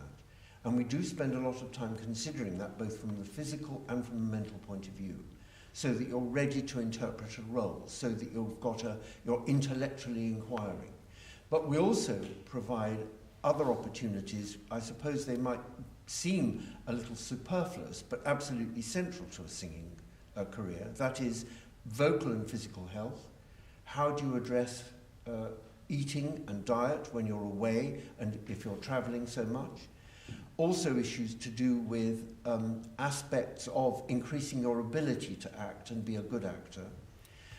We've introduced recently an important element of our programme, intimacy training. You know that opera's all about love and death, and they are very intimate things, and therefore understanding the contract between performers about how to address those things convincingly, both on a stage and on film, is really important. And another aspect of the work that we've been developing since I've been here is understanding how the camera works and understanding how you can get the best from auditioning by film or by video, but also what the camera can see when you're performing on a stage by comparison with what the audience can see. You know, the camera is not discriminative. It doesn't phase out things that it thinks are superfluous, like the human eye and the human ear do, and therefore accommodating and becoming familiar with opera on film is an increasingly important element of our work here. It's worth also saying that we sort of see ourselves here as a bit of like a Formula One team, you know, where the artist is the car, as it were. You know, you get those images of a car in a race pulling to the side, and all these people come to the aid of the car, whether you're changing a bolt on the wheel or you're giving the driver a glass of water or something like that. And I think that's what we do here, is we're the kind of, you know, there's no sort of one guru. We don't work like that. We work as a team, we work very collaboratively, and we work to ensure that the artist gets the sort of rounded experience of becoming a professional that we would like them to have in the 21st century. And it is worth saying, you know, that the world has changed in the 45 years that the Opera Studio has been in existence. Certainly the opportunities for training that you guys have got are much wider than they ever were. It used to be that the National Opera Studio was the only place to come. It isn't anymore. There's plenty of opportunity. There's opera schools at the conservatoires. There are young artist programs at opera houses here and abroad, of course. There's a lot of options for young people, which I think is a good thing. And you have not just one path that you could go down, but increasingly our training takes in all these aspects of things that will make a career now, such as, you know, it's very unlikely that all of you sitting in this room or listening at home, or indeed all of the people that we see coming through our doors, it's very unlikely that you're going to have a kind of one role career. Some people do make a career out of singing one role all over the world, and some people still are lucky enough, you know, to have make careers singing the roles that they really, really love for forever. You know, Della is an example of someone who's just had a fantastic, varied career, singing wonderful roles all over the world, big houses. And these days, it takes in so many different things, whether you may want to spend some time working in schools or care homes. Sometimes your contracts at opera houses are going to include those things, whether you want to or not. They might include things like you have to attend some fundraising events, you have to go to a press conference, we want you to do a workshop in a school. You know, you may just want to sing Rodolfo or whatever you're singing on the stage. Your opera company wants something a bit more from you. So our job, in a way, is to give you that kind of roundedness that you will need when you enter the profession. Dearbhla, would you tell us about what people could expect from a year, Sure. and maybe what we're doing in the year this year? Sure. Obviously, we don't have our own stage. We're not an opera house, so our opera studio. I mean, I think, you know, thinking back, as Emily said, there are so many opera studios now all around the world associated with a lot of opera houses, and really to think that this is 45 years old. It was very much ahead of the time, kind of having a centre where people could come and go to the sort of finishing school, polishing school, and it's brilliant that it's something that's seen now to be so important. And a lot of the places in the opera studios that are associated with opera houses have obviously a stage, and the young artists in those opera studios do small roles, do things like that. But sometimes, which is fantastic, we don't have that, but what we do have are some things that are probably even stronger. So we have the 6 opera companies we work with. So that's one thing, we'll come back to that in a minute. And then we also have the fact that you're not getting up and doing small roles in those big operas and being used in a way as sort of, you know, I don't want to say cheap labour, I don't mean it in that way. Yeah, but it means that we can really concentrate on coaching. We can really concentrate on spending the time really looking at what each individual person needs and helping them with that. So if somebody needs their recitatives, their German, their Stravinsky's, whatever as well, you know, people really want to work on, or we think they need to work on. And I do think that that's a real, you know, privilege in this day and age to have it. It's a short month. It's that pit stop you talked about. It's like it's a 9-month pit stop basically. It's a short time, but it's a real luxury to have that time if you know, can give that 9 months before you set off into the world. And then you're ready for that big stage when you get that opportunity. So go back to the 6 opera companies, as Emily said, we're partnered with all 6, and that means that we do work closely with them and in their opera houses. So we do, say, 3 or 4 residencies a year with them. We go and perform with their orchestras on their stages, different years, different ones. Or we might do a masterclass with a big star who might come to Covent Garden, and we'll go and do a masterclass in there with them. So we have huge opportunities to meet with those people, to work with those people, and get all of those opportunities as well. And so going back to the year will have those residencies going throughout it. The first few months will be quieter, and then we maybe do 1 residency before Christmas and the rest after Christmas. So after Christmas gets very busy. We also do monthly concerts in here mainly for our local audience, but it's live streams, so anybody can watch, and 2 singers at a time get to do it, plan duets, plan nice solos, songs and arias to sing at that. And then we do an awful lot of outside concerts as well, and more actually. We're doing a Wigmore, as I said to some of you this morning, we're looking at songs at the moment. We're doing a Wigmore in January. We're doing a big concert in 2 weeks' time in City Centre in London. Some of them did a concert yesterday in City Centre in London. So there's lots of other opportunities for getting out and performing as well.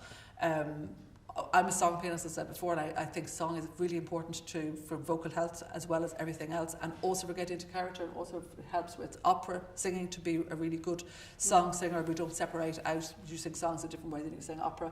songs can be little opera shainas, and we very much encourage people to sing songs. And we've Anne-Marie working with us yesterday and tomorrow, and working with us towards that week more in January, which is interesting and exciting. That covers most things we do, I think. Perfect, thank you.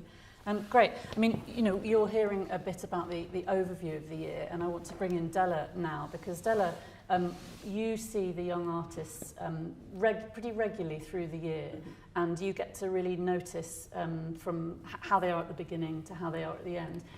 Could you tell us a little bit about that kind of journey? How do you help them, and what gives you satisfaction about being here? I think three of the most important things about being a vocal coach, I call them the 3 T's: trust, tenacity, and thoughtfulness. From you to us and us to you. As Emily said at the beginning, to see everybody through towards the end, to see the improvements, not just for me, for everybody, in all, as David said, in drama, in languages, in confidence. It's this confidence thing is so important. You can always come to any one of us and say, for example, there may be somebody who's dyslexic, there may be somebody who's something else. If you don't want that mentioned, it is private. If you have somebody has been ill in your family, we take that as a confidence. Nobody has to say it. It's better for certain things if we do know, because then we can help you with it. But I think this wonderful bond that we can achieve together, which is very, very important, and humour. There must be humour. And teaching people and helping people to cope with nerves, and also this tenacity to know that sometimes you have to perform even if you're at your lowest low, and how to get through that. And everybody here is for you. Nobody is against you. We all want to do the best for every single person. So whoever gets in, have the trust in us, because we only want the best for you. Mm-hmm. It's worth saying, you know, the thing about the studio is that we are so connected with the opera companies, both here and, of course, abroad. You know, opera is, as you all know, it's an international art form. You're singing in very many different languages. You're performing in Europe, in America, that a career can take you a lot of different places. So it's our job to be connected to the industry that we serve. And importantly, to react to the changes that are needed. You know, we were saying this the other day, that perhaps when we were training, or when we were at the stage in our careers where we were wanting to come onto a programme, we didn't know about things such as neurodiversity is a good example. The word probably wasn't even around then. It's very, very important that we all understand and react to the things that are changing in the world, and how to really include all of the different types of diversity that there is in society here. Inclusion is really important for us, making people, as Della said, you know, helping each and every person individually in that kind of Formula One way, and really ensuring that we give them each the best tools that they can for a successful career.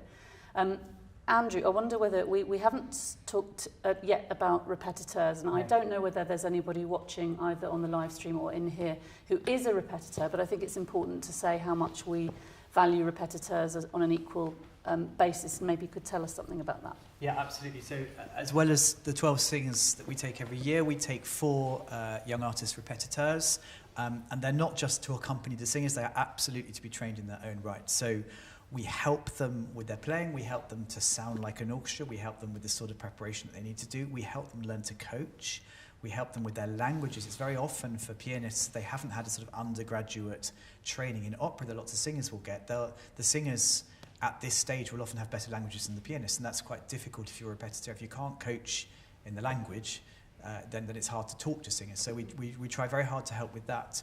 We also give them the opportunity to do some basic conducting. We talk to them about how to accompany recitative, how to do good continuo playing, and just all the sort of different facets of the role. You know, a lot of being a really good repetiteur is about listening to people. It's about being a really good sort of communicator. It's about knowing how to negotiate between a conductor and a singer, or a singer and a director, to be the person in the room that the singer will go and talk to, and to be a sort of trusted shoulder in that way. So we try and sort of look at the whole thing as a role in that way. So it's a really rich year, I think, for repetiteurs. Yeah. Thank you. Do ask. We're going to come to questions in a minute. So if you can start to think about what questions you might like to ask. And I know that if there is anyone in the live stream who wants to ask a question, you can type it into the chat box, and we'll be sent a message from someone probably waving at us in the corner, and we'll endeavour to answer it. Dearbhla, maybe you could give us a kind of insight into what's sort of important for you at the moment. You know, you talked a bit about the song project that you're doing with Anne, which is obviously this is a concentrated song week. And why is that important at this stage of an artist training? Because we've worked very carefully on scheduling certain things at this time of year, so that we kind of front load quite a lot of the core skills that we hope that people will need. And I wonder what you felt about that in terms of Song Week. Well, I think songs are, you're more vulnerable, I think, when you sing a song than when you're in an opera sometimes, aren't you? You know, you're exposed maybe a bit more on a stage with a pianist. And so in a way, at the beginning of a year, we can maybe work very much with the real, the true, find the true you, the true person in there, because sometimes if we're saying Glitter and Be Gay, or, you know, Caranomes or things like that, or the Cants aria, you know, there's all of that stuff going on too, and the bluster and the high notes and all the rest of it. And sometimes to strip that away sometimes, not that there aren't, I mean, you know, songs are almost more challenging, I think. And it's quite, I mean, what we all, I'm going to digress, but I won't allow myself to digress. Actually, stay there for a moment.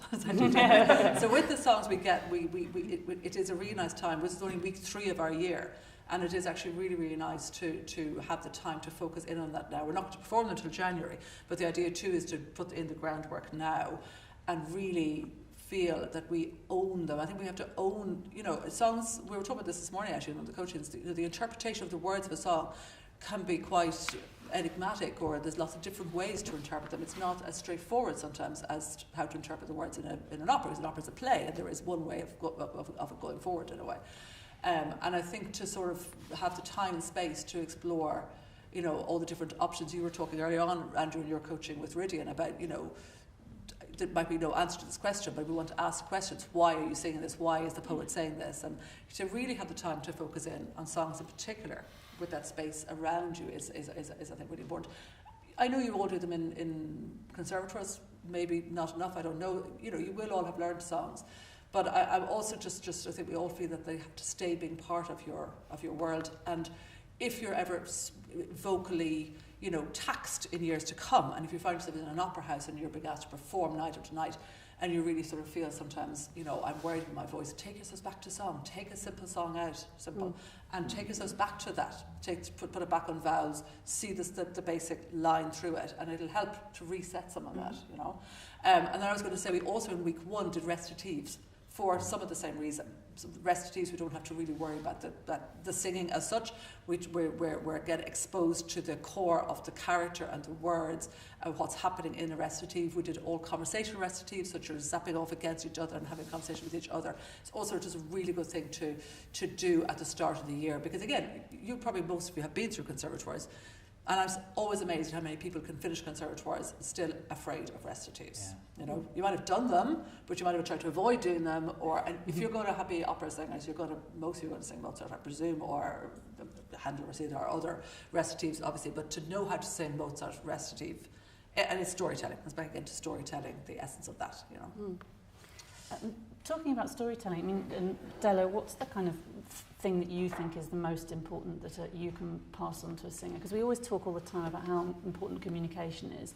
So 2 questions for you. One is about what do you feel the sort of the most important things that you can help pass on to a singer. And also, we sometimes have this situation, and you will have had this, I'm sure, a lot in your training, where one coach might say one thing to you, sing it like this, and then another coach might say something, and it might be completely the opposite. And how would you advise a young artist to react to that? I totally agree with what Dearbhla said, because to begin with, the text, for me, you have to start with the text. It was written first.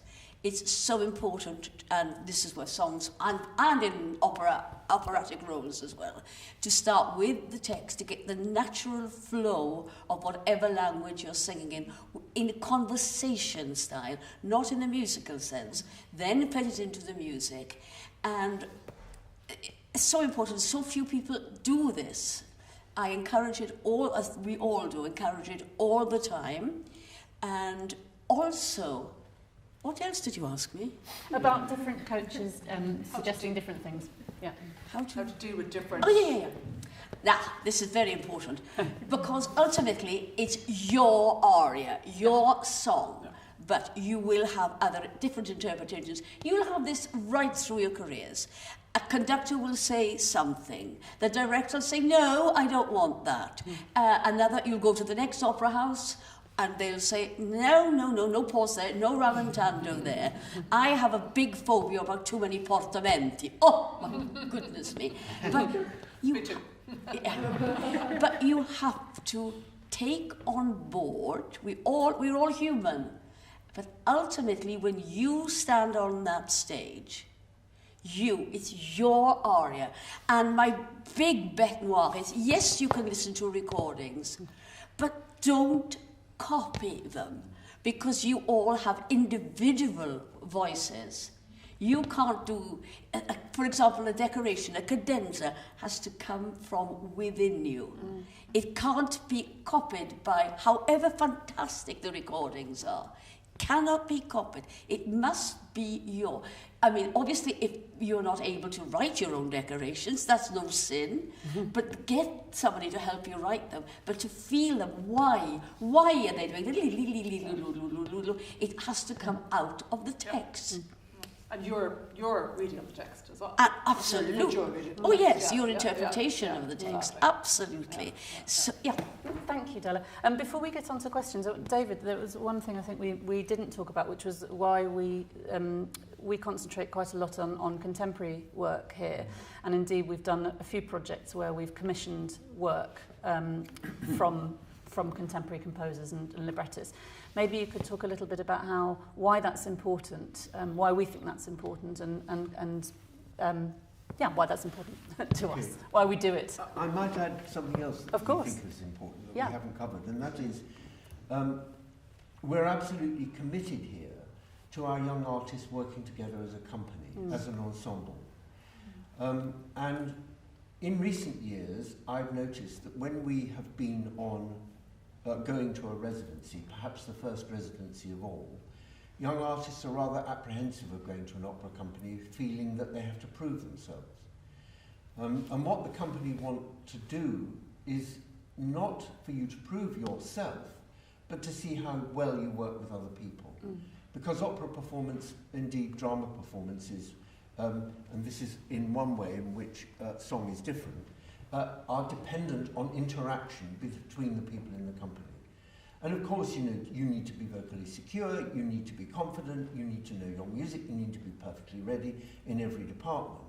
But this relationship with other people is so important, and we lay a lot of stress on working together. We're also committed to contemporary music because, of course, it's the future of opera.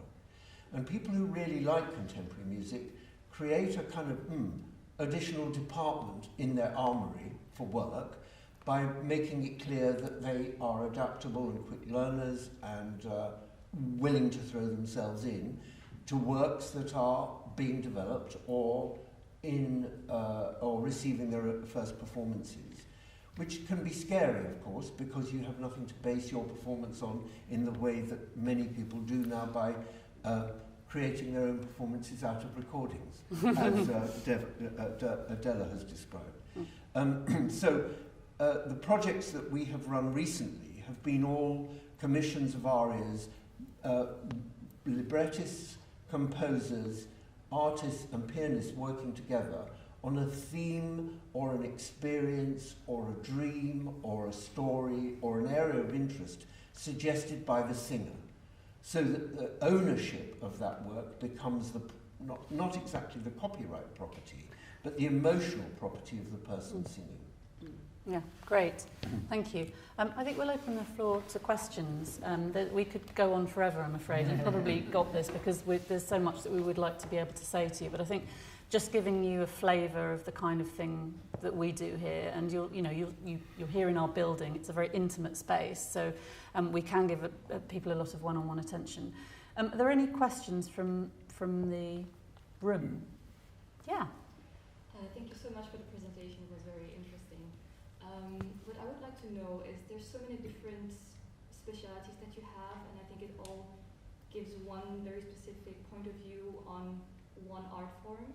And I was wondering, when you see an artist for the first time, what is the one thing related to your own speciality that really grabs your attention, or what you would love to see in an artist? I think that's very... So the question, just to repeat the question, I don't need this, I don't. You were asking about, so we all obviously have specialties in the art form of opera. What is the thing that we look for in our own specialty? Dearbhla. I think it doesn't really matter of our specialty in a way when it comes to what we're listening for. So I think we would all, the first thing I would say would be individuality, personality, communication, storytelling. That's all one thing. There's 4 things, but they're all come together. And that doesn't matter if somebody is more a Baroque specialist, or somebody is more an acting specialist, or somebody is more, you know what I mean? It doesn't matter at all. That is loud and clear to see. So if somebody comes into this room and sings something for us, it's it's often very, very clear. You do sort of think, do I want to hear this person again? Is this a performance, a person, an individual, something about this person that I would like to hear again? I want to hear that voice again. I want to work with them, I want to get to know them. It's that something. Do you want to add anything? Anyone else? Della? Yes, I totally agree. You are all individuals, and we don't expect, but we want to be charmed. We want to fall in love with you in the best sense, that you draw us into you. We give you what we can, but we also expect a lot from you, but of your own selves, not of other people's selves. You are all as good as each other, and it's our business to improve what we can in any way. But never think you're part of an ensemble. You are all working together, as David said. It's very, very important.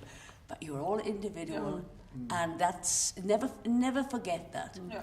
And I recognise the question is about really the question is really about auditioning, isn't it? The question is, how do you best present yourself? We often get the question of, what should I sing, or what does the panel want to hear? Those are kind of the worst questions. There is not an answer. There's no answer to what should I sing. We don't know you. We can't possibly advise. That's up to you and your teacher. We definitely don't want to hear anything that you don't know.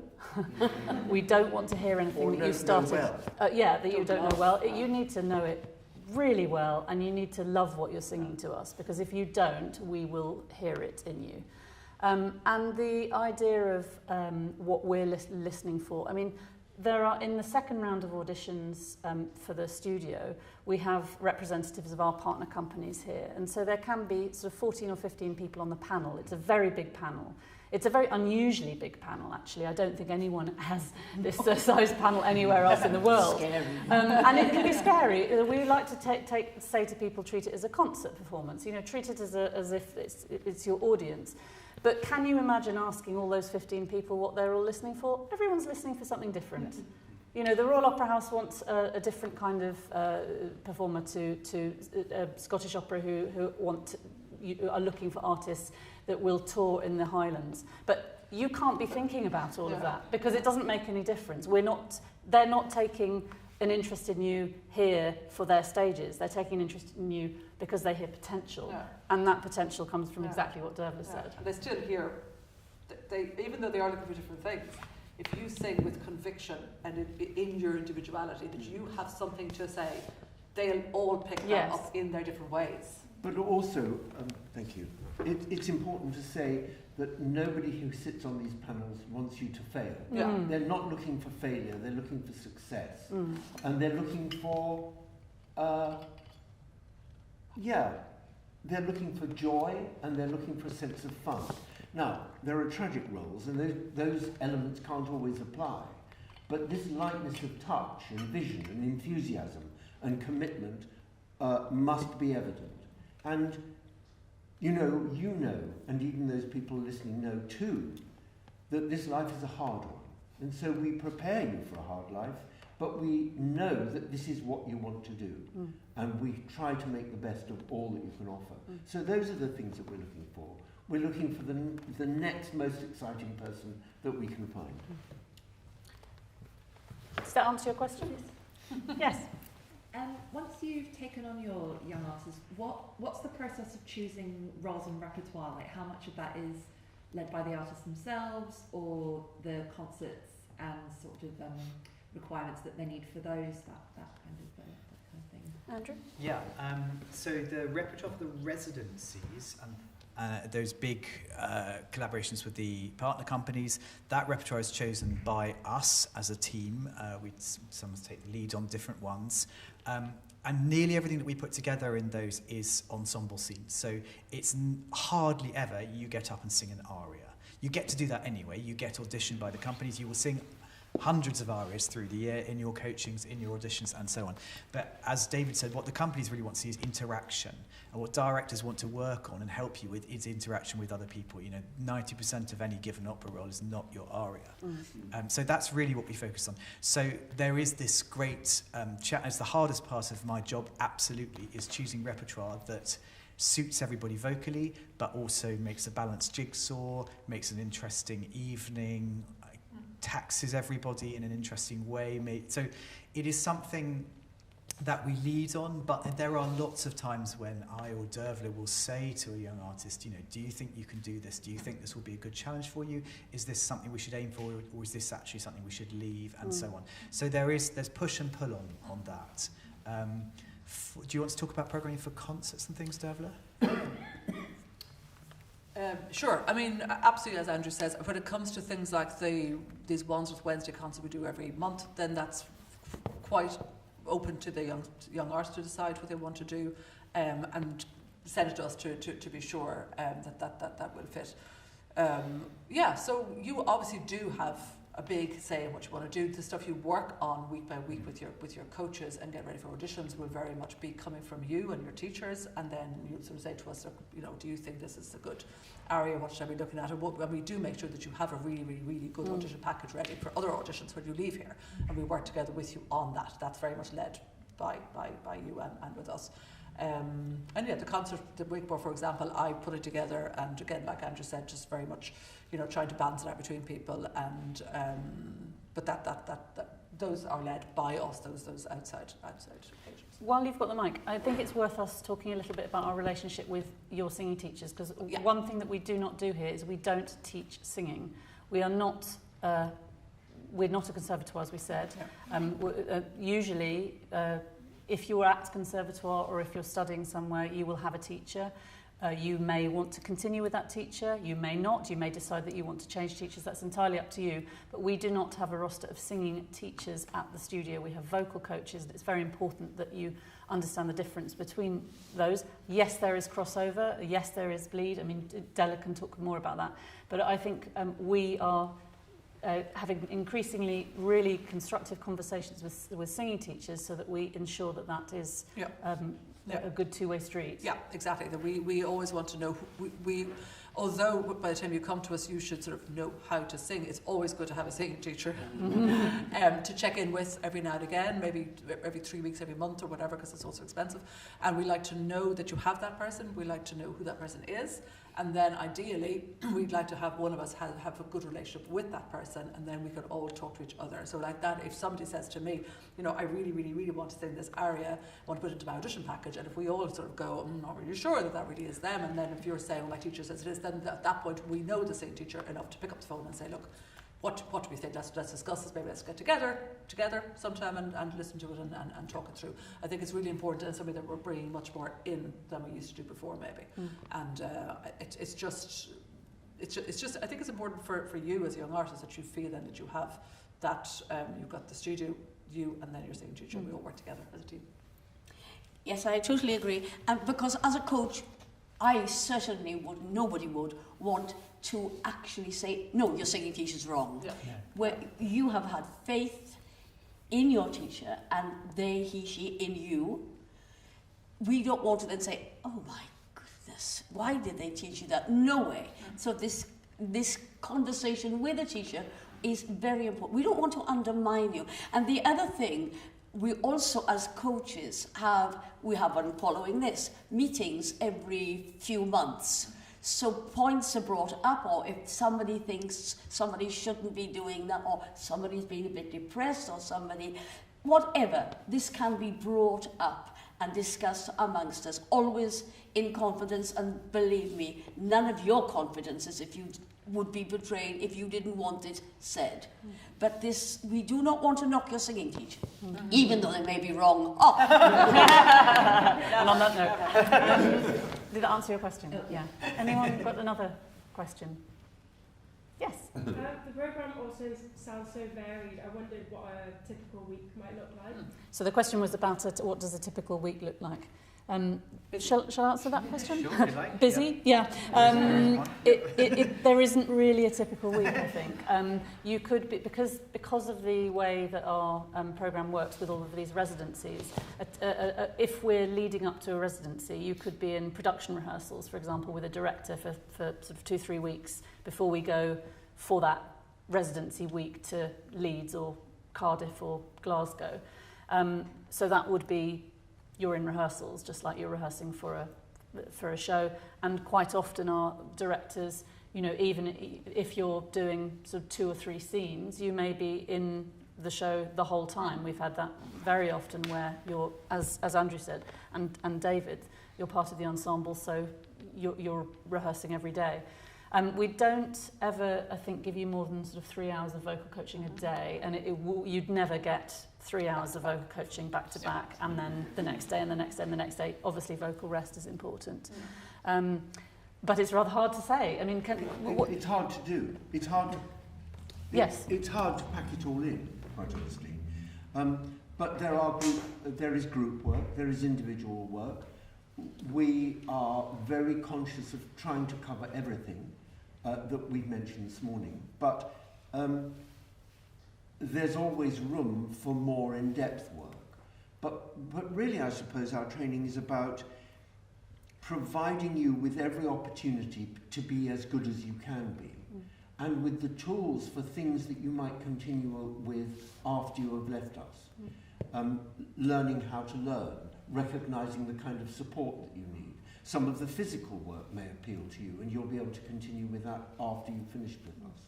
So it is hard to pack everything in, but actually, wouldn't you rather be busy than waiting for a couple of empty afternoons when you should be doing something? Yeah, it's also saying, I think it's worth really stressing the fact that we say here that it's a two-way street.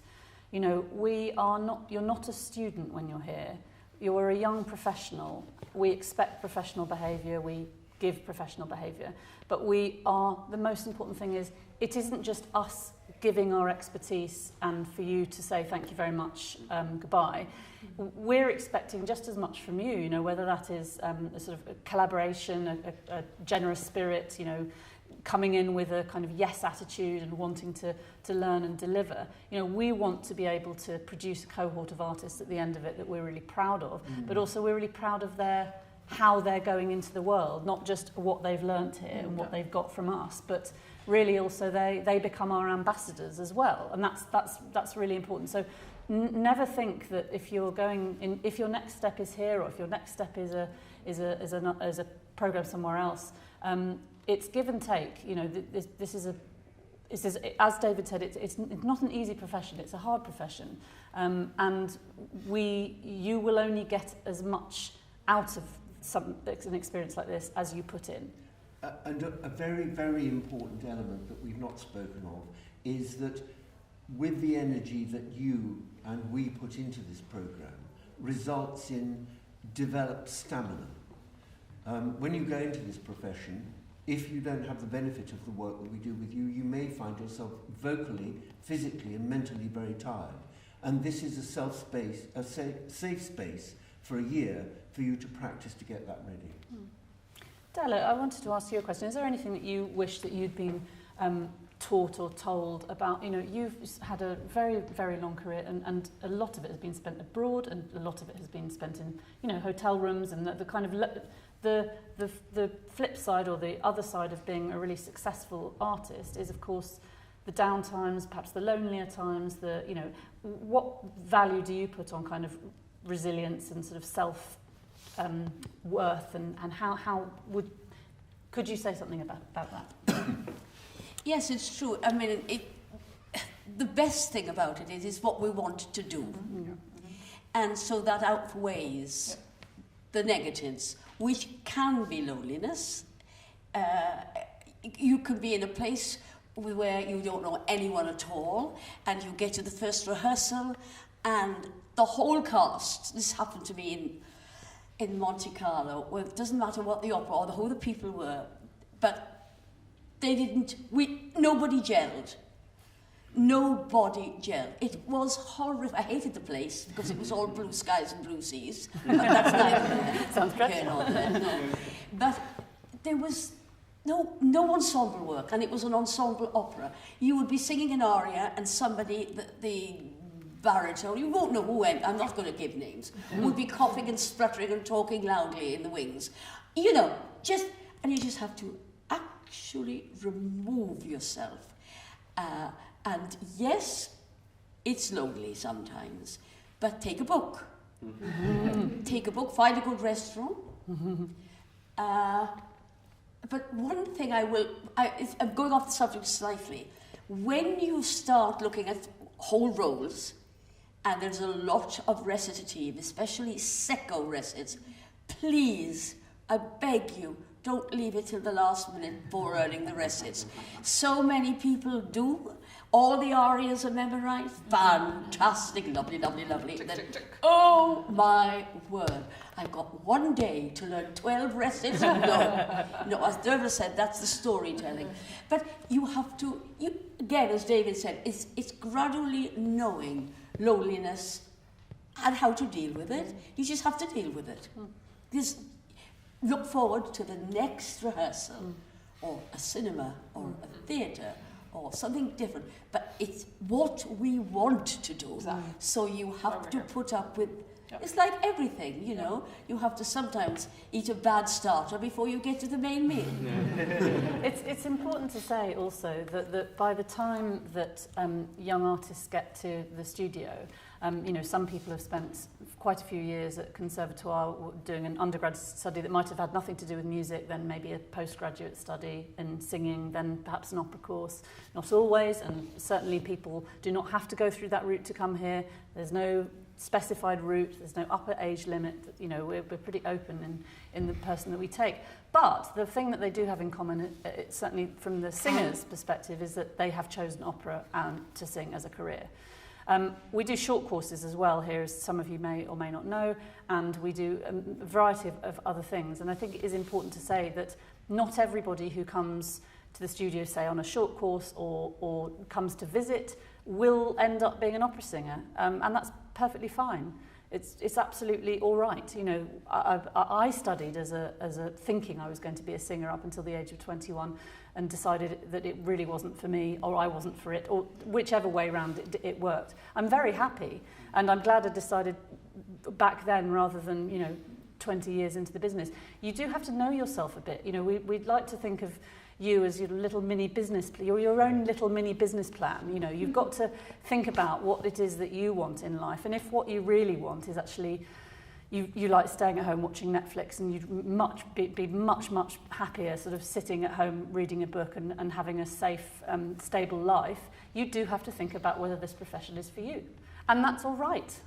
But don't go into it thinking that you have to be some way. You must know yourself well enough to recognise the things that make you happy, the things that you want to do. And yes, as Della said, I mean, the lovely thing about what we're doing at the studio is training people to be something that they really want to be.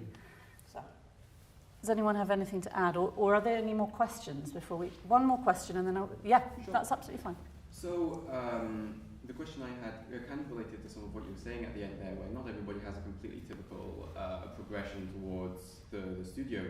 So, and the studio itself is not a conservatoire. I guess my question related back to what are some of the things which are expected to have hopefully been taken care of by either a prior conservatoire or education leading up to the studio, such as quantity of repertoire, proficiency in languages, music theory, the kind of everything else which makes up the business. So your question is what level of preparedness would we expect someone to be at the studio when they come, be that in repertoire, languages, stagecraft, etc. Dearbhla? I'm happy to take that. I mean, you do send in a biography, which we look at, but we maybe only look at after we've heard you, so it doesn't necessarily, really influence us. Obviously, the languages, if you're going to present your audition, the languages you sing in for the audition, must be pretty tip-top. Good musicianship, good performance. I mean, we come back to that again, communicating to us. So we're not really about dotting I's and crossing T's about sort of have you passed this exam or done that or sung 25 arias or, we can pick up again from you when you sing for us. We can pick up, whether you're probably good on stage, and sometimes somebody is actually quite good on stage and they might not necessarily have been in that many operas, so we don't have to say you have to have done this. So it's kind of intangible. But again, like Emily said, we are very open. We have very few rules like that, so long as you sing, in a way that makes us curious to hear more. And the other thing is, don't be afraid if some people cannot read music. Don't be worried about that. Some people can read anything, but I've had few people, not necessarily here, who have been ashamed or afraid to say, I actually can't read music fluently. I don't think that's a problem. It helps if you can, but really don't get a complex about that. Unless you're a pianist. Get a complex quickly. Or unless you're a pianist. Andrew?